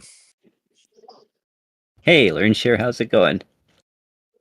All right, man. How you doing? Oh, not too bad. Yeah, I mean, I want to thank Galaxton.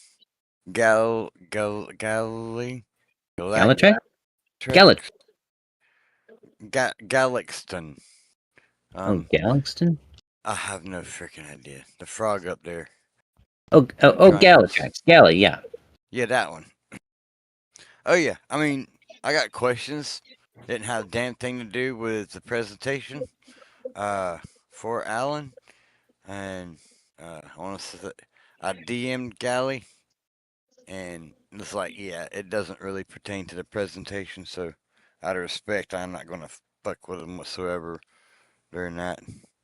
And then, yeah, thanks for helping me help him prevent me from being a dumbass. I mean, I'd rather be a smartass because I'm an asshole anyway, right? I'd rather be a smartass than a dumbass.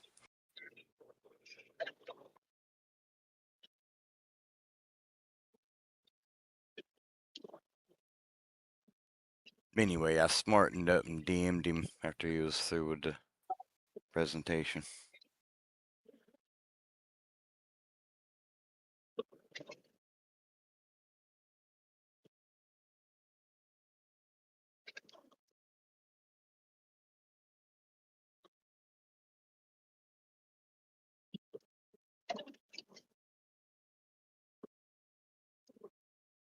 And sorry, I was asking this before, Jesse.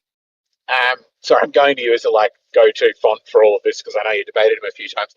Is this guy open with the fact that he tried it these multiple other ways before he settled on this one of switching off refraction and imagining he was on a different mountain peak? Is he sort of open? I tried it this way and I got globe results, so I changed my methods. In the beginning, he was. I'm sure it's recorded somewhere. I don't know if he is now. Later, there was some pushback, and I heard people asking about it, and Alan was reluctant to acknowledge that. But I bet Dr. Hevron would still be open about it. Right. He does enjoy telling his story, for sure. Right. Got some questions. What is a fun one? But I mean, if you're referring to times that he's presented, surely anything he has said on recording are things he has said, but you're kind of trying to characterize it, I think, falsely, where you're trying to make it sound like he just found all these globe results and then all of a sudden somehow tried to manipulate that. That's not the case at all.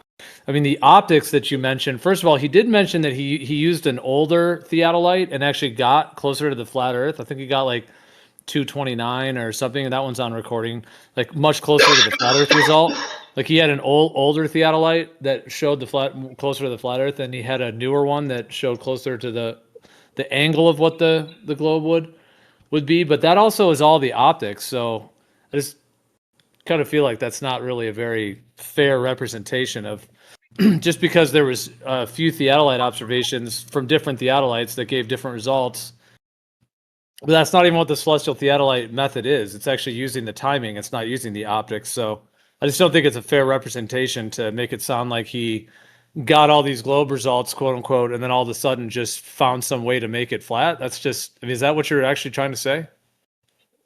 It's kind of Well, it is using the optics.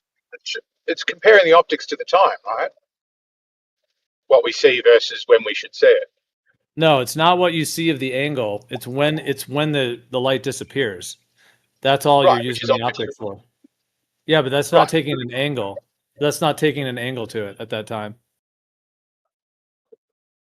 biggest problem I have, like sitting through these things is the quote math being used.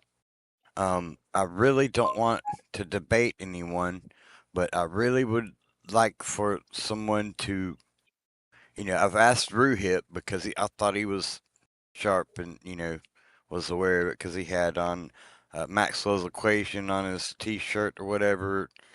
Anyway, he's not familiar with the 4D algebra that I speak of that was taught in prestigious learning facilities up into the late 1800s, early 1900s. But anyway, as opposed to using vector calculus and what's called advanced trig, where it melds with it. Man, our graphics engines and all that shit, they use it. They use Hamiltonian mean quaternion 4D algebra. That's because it's more accurate. It's quicker. It's easier to use.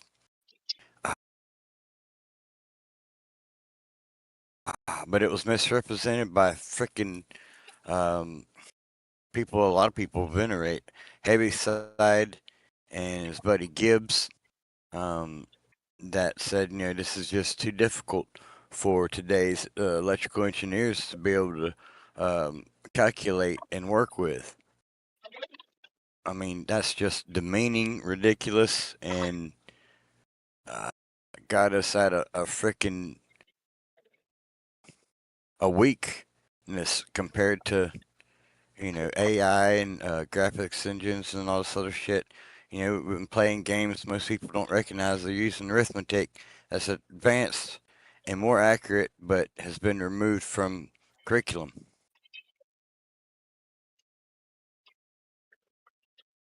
Hamiltonian mean. That's man. Anyway, there was a bunch of argument and fight back and forth too, along with other stuff, and we see what went out.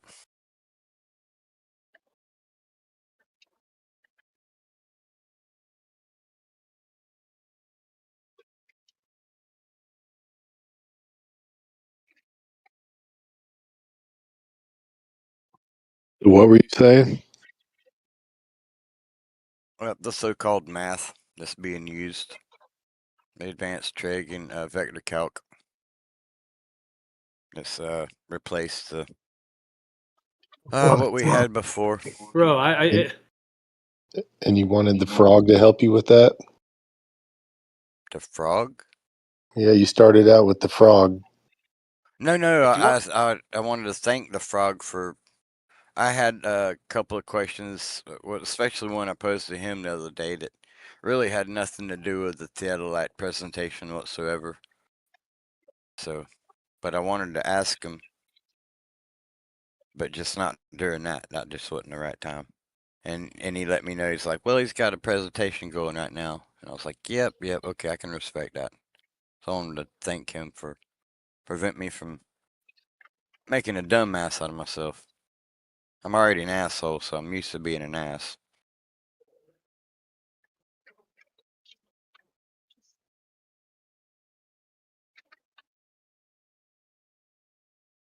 But I got a lot of questions, just genuinely. I want to know. I feel it's necessary for me to learn, and grow to be able to help. All right, are we changing the topic? I don't know. You've been going for a while here. What are we doing? Okay, yeah, go ahead and change it. Well, no, I'm saying, are you trying to change it? Or we were talking about the celestial theodolite. Are you not commenting on that? That's what yeah. I don't want to because most people don't have a clue what the hell I'm talking about, so it really doesn't seem beneficial.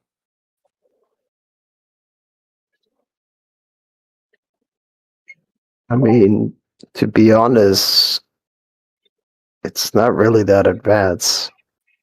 It's just geometry and trigonometry. It needs to be fairly advanced for me to understand this idea of moving one's position, like switching, comparing it to stellarium and then moving one's position has never made sense to me. Imagining I was somewhere else must require some advanced reasoning or some convenient reasoning. It sounds advanced, but it's not really that advanced. Anybody can learn the math. Exactly. That's why I said that, with this excuse of why we changed the formula to this 3D vector calculus from 4D algebra, that's ridiculous. It's not too difficult to learn. You can learn to calculate with it and use it. We already did before.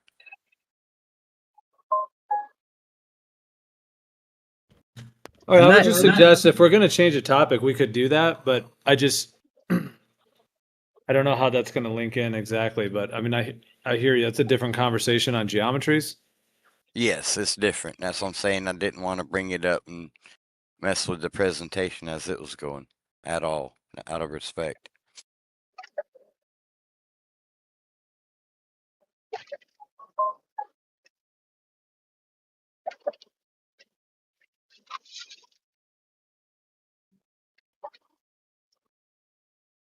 But yeah, I don't want to derail the conversation. It's just, yeah, I got a lot of questions and I don't know who, when to speak and ask them to.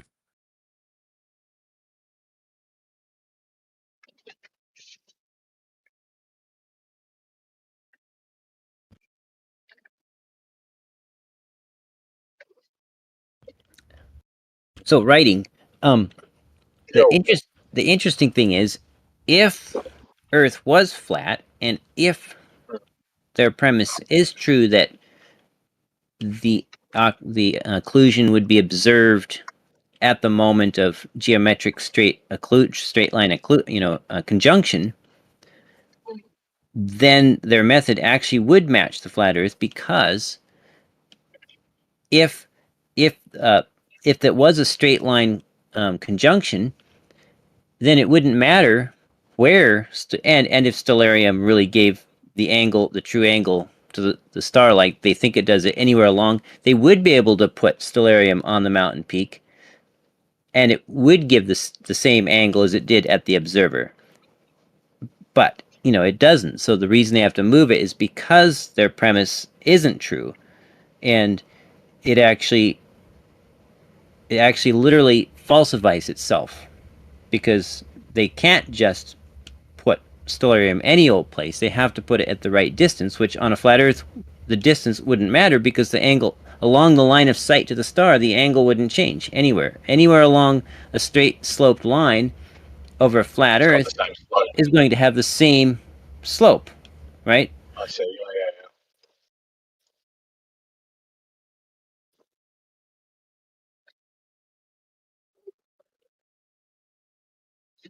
What's going to have the same slope? A straight Well, line. straight line's gonna if it's got a 1/2 slope anywhere along that line, it's got the same slope. So if you've got a star that's occluding a Same hill at slope. exactly that moment, if you went up to that point, that star would be at that same angle, is what Jesse's saying. Y equals mx plus b. Don't know what mx is, but yes, probably.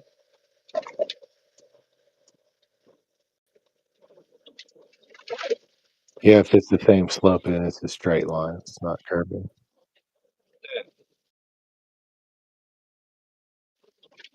So the fact that moving the stellarium with atmosphere turned off from the observer location to the mountain changes the indicated angle, right there disproves their premise that it's giving the true geometric angle, which is borne up by the data, because using their method, the data ranges anywhere from saying the North Peak is 1,800 feet too high, higher than it is, or giving, if the mountain's too close, then it gives results that match a globe or a tiny globe.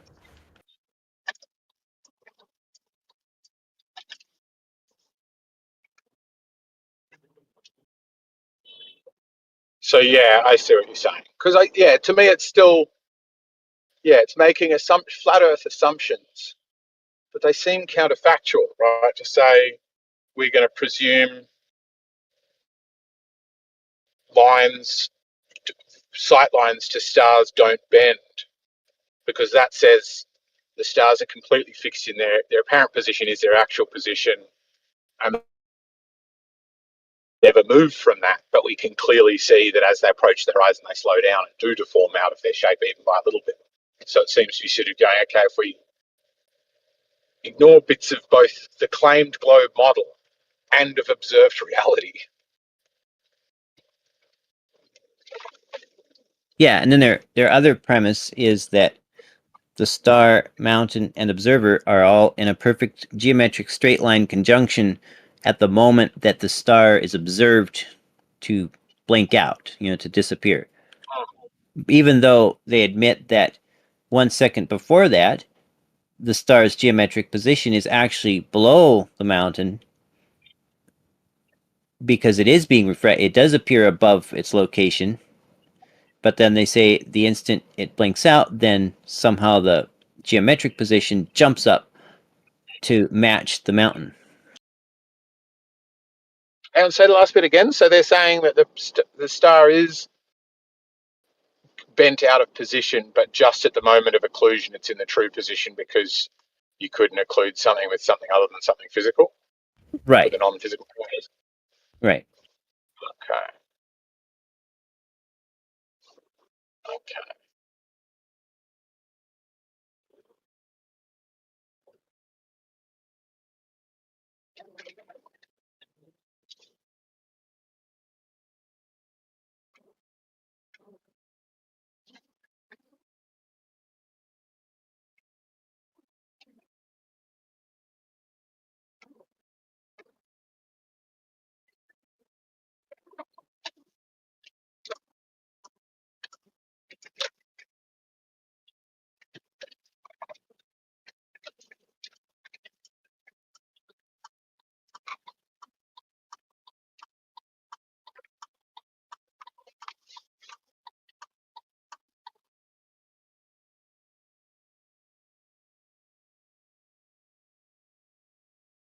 Jesse, have you heard any of Mike Heffron's story other than what he's presented in relation to the celestial theodolite? Like, is there any other backstory or him being on live streams or anything before he started presenting this that you're referring to, or are you only referring to all the presentations where he's shared? No, just everything I've heard here. No place else. At least not that I recall. Yeah. Okay. Oh, now hold on. No, I figured, but it sounded like when you were like saying that you don't think the evidence shows what he's saying. I just wondered if you had something other than what he's presented. That's all on the live streams.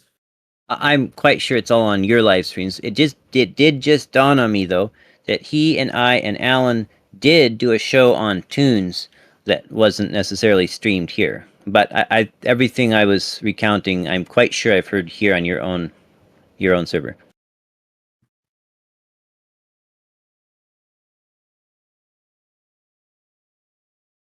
Most of which I am sure that Alan has mirrored on his YouTube as well.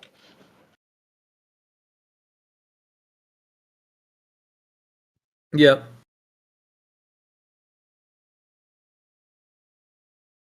It's generally how it works anytime I've done a collab with anybody.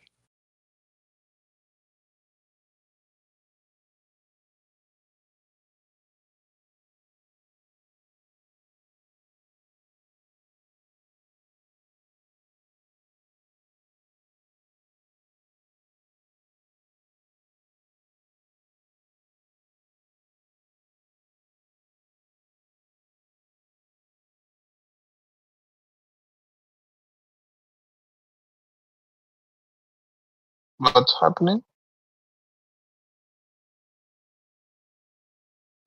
I mean, I think anything that involves optics and refraction is going to, if nothing else, be able to be debated.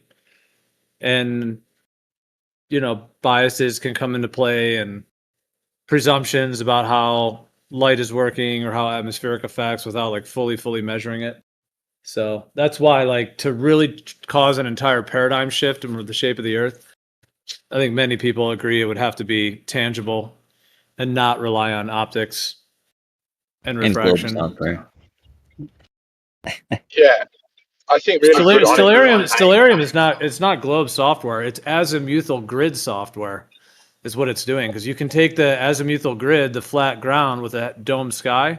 You could put that like Walter Bislin did. You can put it on an AE map. You could put it on any other surface, any other map or layout, and so on. So it's not globe software. It's azimuthal plane software that's extrapolated into the concept of a globe in terms of like the way that graphics make the stars go under your feet, stuff like that. But the actual grid of how the stars map is an azimuthal grid from any latitude longitude position. So it's more like planetarium software, and planetariums have flat floors. Now, if you extrapolate that with certain presumptions into a model, you can do that. Like if you try to assume like, oh, okay, these latitude and longitude lines of the sky are linking to a spherical surface, and you can make like certain extrapolations if you want to, but it's really just planetarium software. And planetarium software is projected onto a hemispherical dome. Yeah, I think the crucial difference is that, as you said, like Stellarium, you can take in and out refraction, you can take in and out the atmosphere, and you can take in and out the Earth and see that there are stars straight below your feet. So while the local area may be presented as flat, it still necessitates this stars fitting into a sphere that persists even when we're not looking at it. And that, I think, doesn't speak to the surface of the Earth, but it does create this issue of, okay, well, where is the Southern Cross for somebody in the Northern Hemisphere? Because Stellarium says it's under their feet.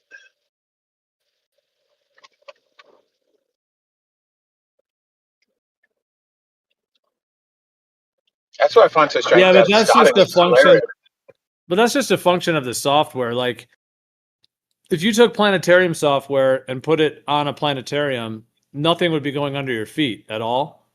But if you took a graphical system and then, you know, continued those stars down below the ground, you could assume that, or you could program that in, you know, but it doesn't mean that's actually what's happening. Just because it's a result of like continuing the motion of those stars It's just like if an airplane, is going above you and it looks like it's setting, and then it disappears.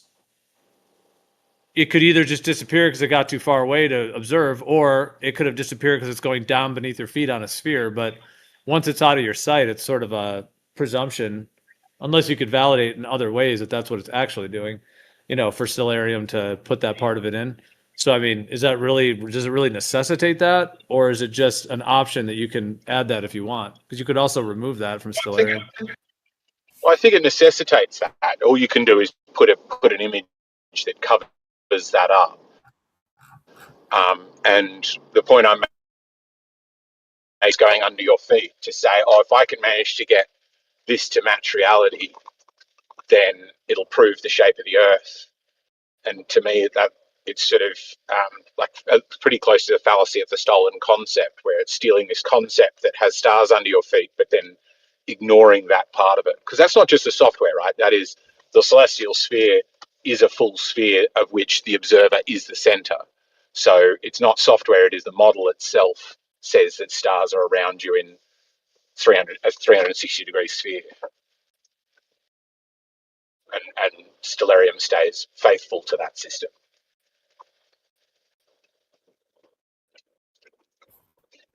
That's why occlusion times at all seem like a funny place to start at proving a flat Earth, because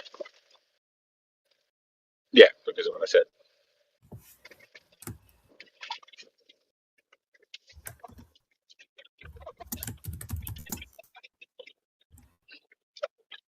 Or what's going Yep. on? Yep. We're having a moment of silence for flat Earth.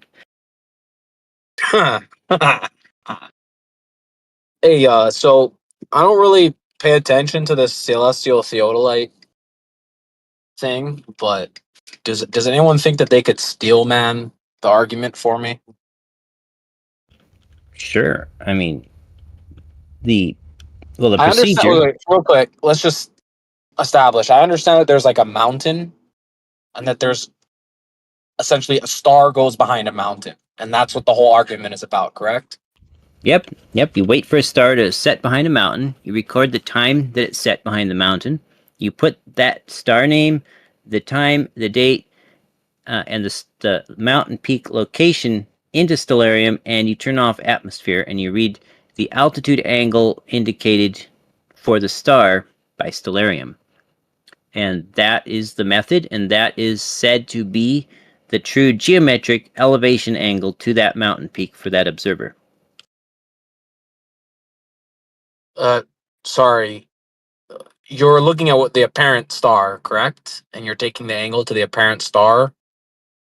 Well, you're recording the time that the occlusion appears. The occlusion is when it's blocked by the star, blocked by the mountain. Right. Yes, that's when you suddenly Yeah, no longer. That's the image. That's the image of the star. That's not its true position in flat or globe Earth. That's the apparent position of the star being occluded. Correct. Bingo. You've debunked it in one. So then what? So then they pretend that that's the true angle, the geometric unrefracted angle to the star, and the mountain peak that they read from Stellarium.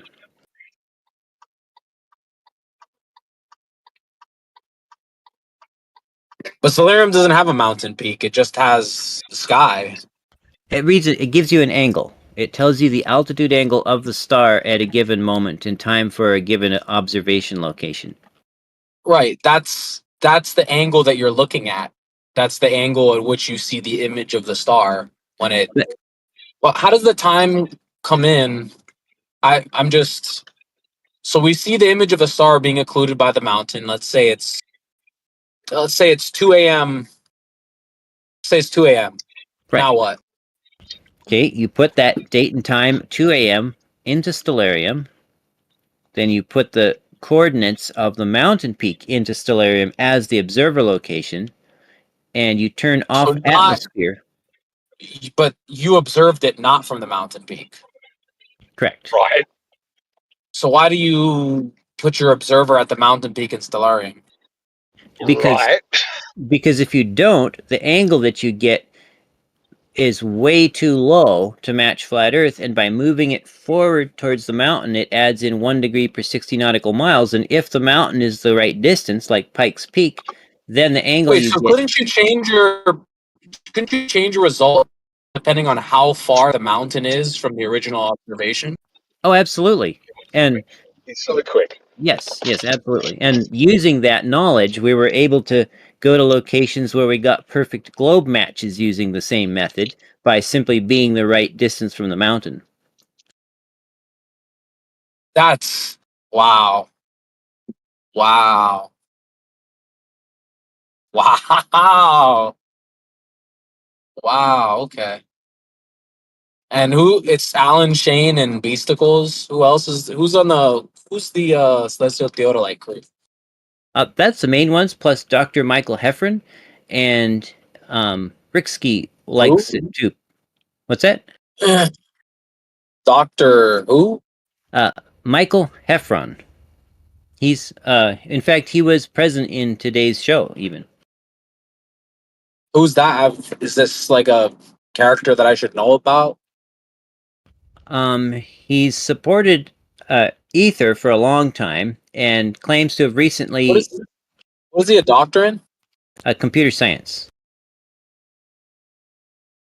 They give doctorates in computer science? Yep, I guess so. Interesting. Well, I think AI does most of the coding now.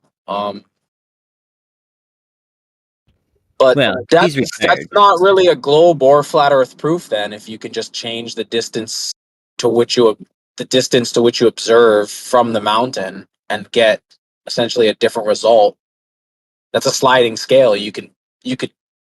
Can people make an argument for concave Earth? I mean, Oh yeah, definitely. In fact, one of their own so measurements was okay, go ahead. matched an 8,000-mile radius concave Earth. So you just pick. Yeah, this is just like the black swan. Then there's no it's not just like the black swan, but this is not evidence of anything. Then if you can just change the distance to the mountain and get a Everybody different wins. result, then anyone could get any result. Exactly. So wait, that's what the fucking 4 hour thing has been every week over here. I mean, I Yep. never even tuned in, but I don't know. It was too chaotic for me to try and listen. But after that, that's it's very interesting. I guess I'll have to bring that up with them next week if I'm here for that, because that sounds like BS. Sounds like bullshit. But I don't know. I'm gonna have to ask them because that's your guys' steel, man. I don't know. And I I don't can know. tell you how Alan fixed the problem too. Okay. So he recognizes that the results oftentimes mismatch flat Earth by a lot.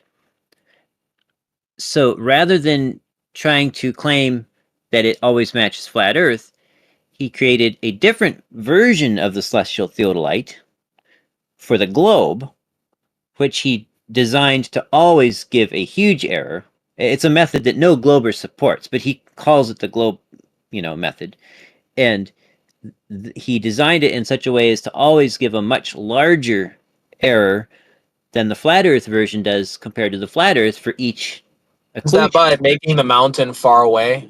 Because I would assume that the closer you are to the mountain, the more of a globe result you get, whereas the farther away from the mountain, the more of a flat Earth result you get. I'm assuming. He does it by moving stellarium to the observer's location and turning off atmosphere, which drops the angle by about 13 to 14 or 15 arc minutes, because that's what the globe says the difference is between the apparent and the geometric angle. And so that forces that method to always give. How much was that? How much was that again? You said 15 arc minutes. Yeah, I think it varies. It depends on the mountain and the distance and stuff. So, in one case, you Okay, so there's 2 points of observation. There's on the hill and down looking up at the hill at an angle. Star occluding. Then you go over there. Okay, so there's a different methodology for the globe Yes. than the flat Earth one. That doesn't. Which no glober supports. Yes. Because it's a straw man of the globe model. So the It's globe one designed. is you don't go to the mountain. You just do the observation on the ground, and you essentially subtract 15 arc minutes downwards. Then, or you move it 15 arc minutes downwards. Yeah, you subtract 15, whatever astronomical refraction is. You take that, you subtract that from the apparent angle, which always makes it mismatch the globe because according to the globe model, that refraction is real.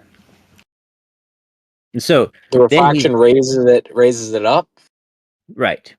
So then he says, look, the globe version of the celestial theodolite mismatches the globe prediction more than the flat Earth version of the celestial theodolite mismatches. But the flat Earth version is you are not making the observation from the same point. You're making the flat Earth observation from on top of the mountain. Well, you time it from wherever you are, but you put stellarium on the mountain, yeah. So you put stellarium on the mountain in the flat Earth version, but you put stellarium on the ground in the globe and on the original observation point on the globe version. Right. So that's 2 different observer points. Right, exactly. So if I moved my mountain closer to me and I made that observer point would then match more so the globe if you made the distance between the mountain and you closer. Correct. For the 2 different Yes, and the mountain. Has anyone pointed this out, or I'm assuming you guys pointed this out to them? Yeah. Or oh yeah, and so their response. Noah, I recommend you get both sides before you come don't to worry, any he will. conclusions.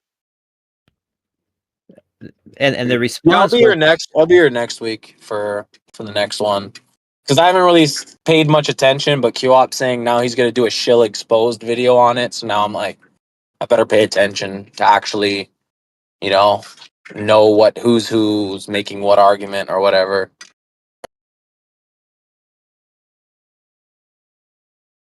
So Alan's response is then to use this strawman version of the celestial theodolite to say, well, its error is always bigger than the one that the flat Earth version does compared to the flat Earth.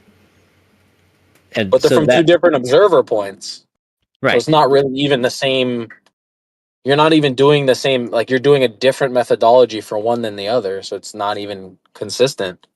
Right. It's a technique to divert the attention away from the fact that the celestial theodolite that he uses for the flat Earth gives such huge errors, and the fact that it does, in fact, match the globe geometric prediction sometime. I will tag you with a link where Alan actually admitted to a bunch of this stuff.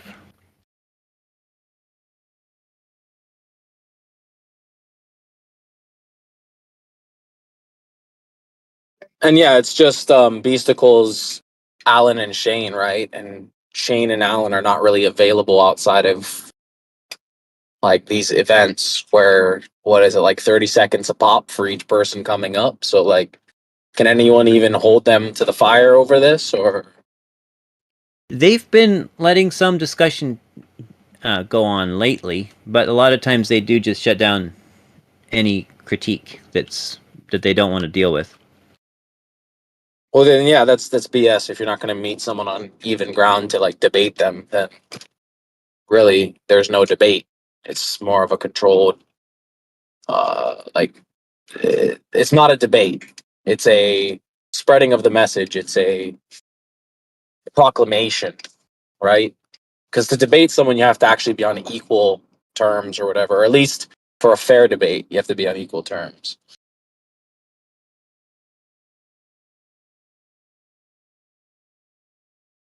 Has anyone challenged like Beasticles or Alan or Shane to debating it in an equally modded kind of setting? Yes, actually, Astronomy Live and Alan debated it on Red's Rhetoric a week or two ago. Ooh, Astronomy Live? Who the hell is that? Oh, some Glober. But Was that fruit? Would you say that was fruitful, or?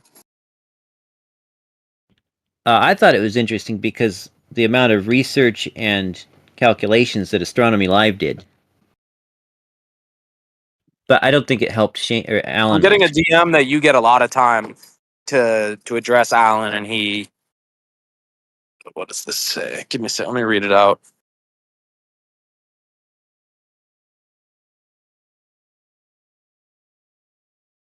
Jesse, tons of time.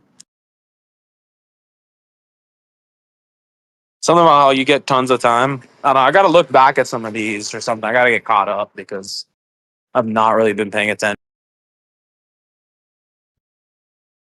There have been times where they would give me time, but it's like as soon as I would get to the key question, you have to sometimes, because I always try to avoid addressing the issue, and so you have to.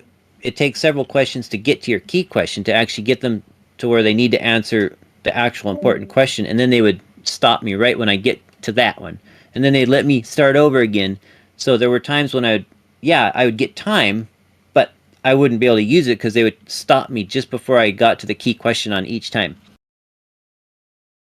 But recently, and I tagged you with this video, Alan actually came back in after the show, and much to his credit, spent like an hour and a half with me, just going over it with me, and he admitted a whole bunch of stuff.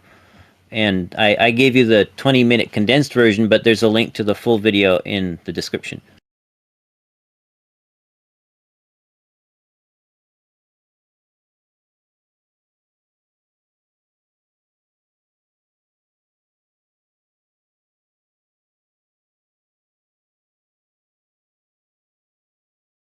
Well, at least I know more about it. So there's one methodology in which you okay, and then there's the second methodology where you have and you stay with the original observer. Yeah, it doesn't make sense to have two different methodologies. You need to have actually like a control. I agree. It doesn't make sense why you would have two different methodologies. That's like weighing me on one scale and then weighing you on another scale and then saying, "Oh, Jesse's heavier than Noah," or whatever. It's like, nah, it's a different scale. Like the scale's giving out a different number.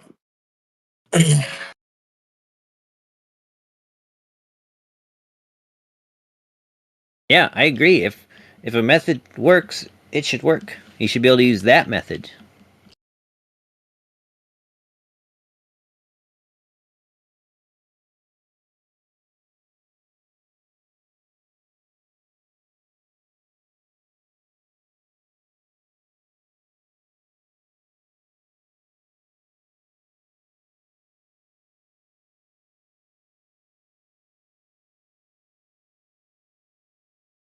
On Red Rhetoric, or is that the link that you just posted? Tag me in. That's not it, but I will get you the debate for on Red's Rhetoric. Okay, thank you. Yeah, I just opened this one and put it to a side tab. But how long is this? Oh, 20 minutes, not too bad. Okay, so quick Steelman. Look up at a star. Time it when it gets occluded by the mountain. Plug the time into what is that, stellarium, and plug in the coordinates not of where you did the observation at, but the coordinates of the top of the mountain, the summit of the mountain, and then what? Like you look at the angle of the same star from that point. Yeah, stellarium in the top left corner will indicate the star's altitude angle, and you also have to turn off atmosphere because that disables refraction correction. In both cases? Yes. Okay, but why does the globe Earth one stays at your normal observer, whereas the flat Earth one you travel over to the summit of the mountain? What is the justification for the difference in procedure?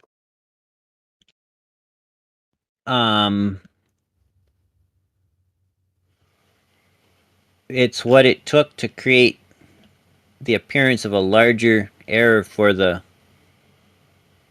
globe. You're just saying it's just subjective.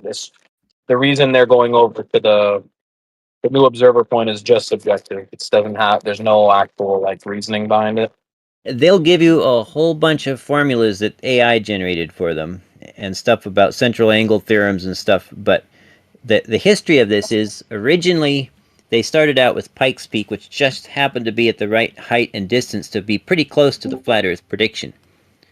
But then, as we all got more data in, and I actually was the second person to record public star occlusions as part of this project, so you'll see my name in the data sets there.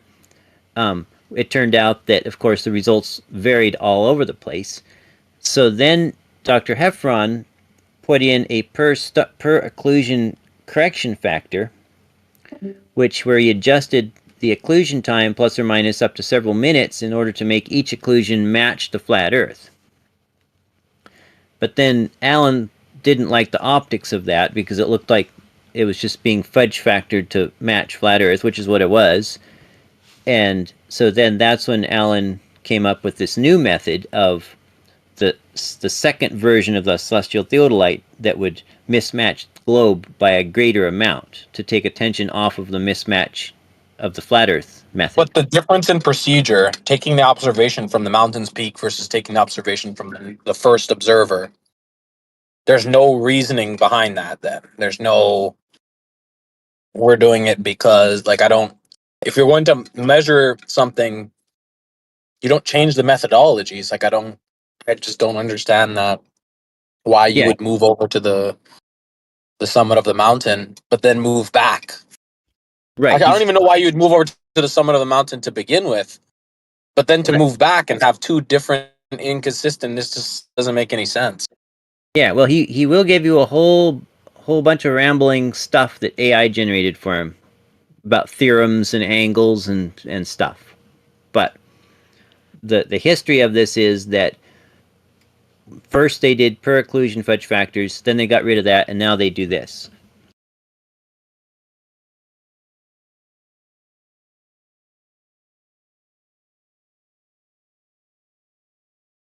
Yeah, I don't know. This just doesn't seem like an argument either way. It just seems like I take you with the. It seems like the type of shit that we would like dismiss in flat Earth.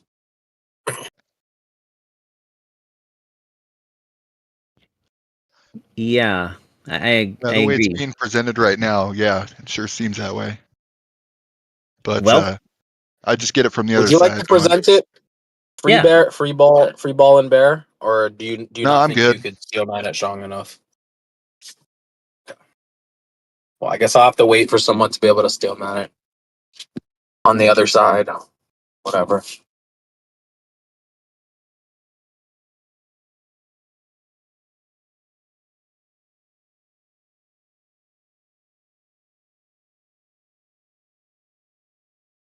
And what was the highlights of today? It was you, Jesse, and QOP arguing against this. I got a question into Dr. Mike actually. I asked him how much non-flatness the celestial theodolite needed to show in order to refute the null hypothesis. And Dr. Mike just kind of explained it was very complex and rambled on until someone else eventually cut him off. And yeah, QOP was also questioning it. But we also had, let's see, some other people who I can't think of at the moment. Oh, Daza was in there. John was in there.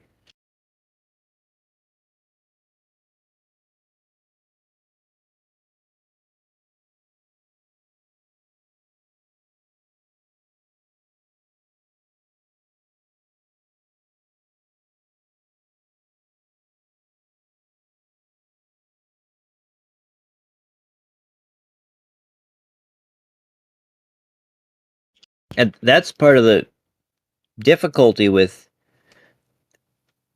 the original celestial theodolite was, they set it out on this whole premise that they were trying to refute the null hypothesis, and that they were unable to. The problem was, though, they had not defined any criteria that would refute it. In other words, what if it was off by 10 meters? Would that refute it? No. Well, how about 100 meters? Would that refute it? About 1,000. There was no stated amount of error that would refute it. So that makes it an unfalsifiable claim, basically.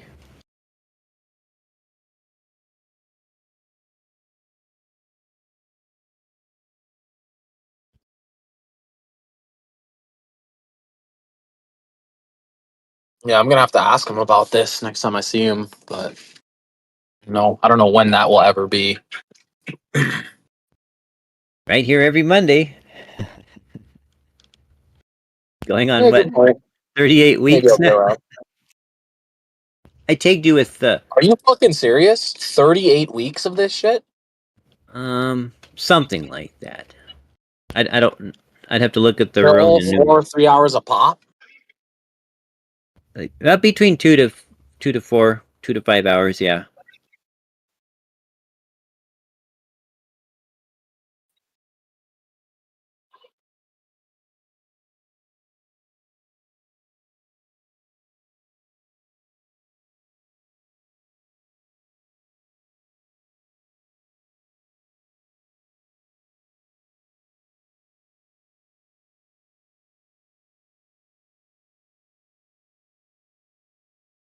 Oh, 40 weeks. I'm sorry.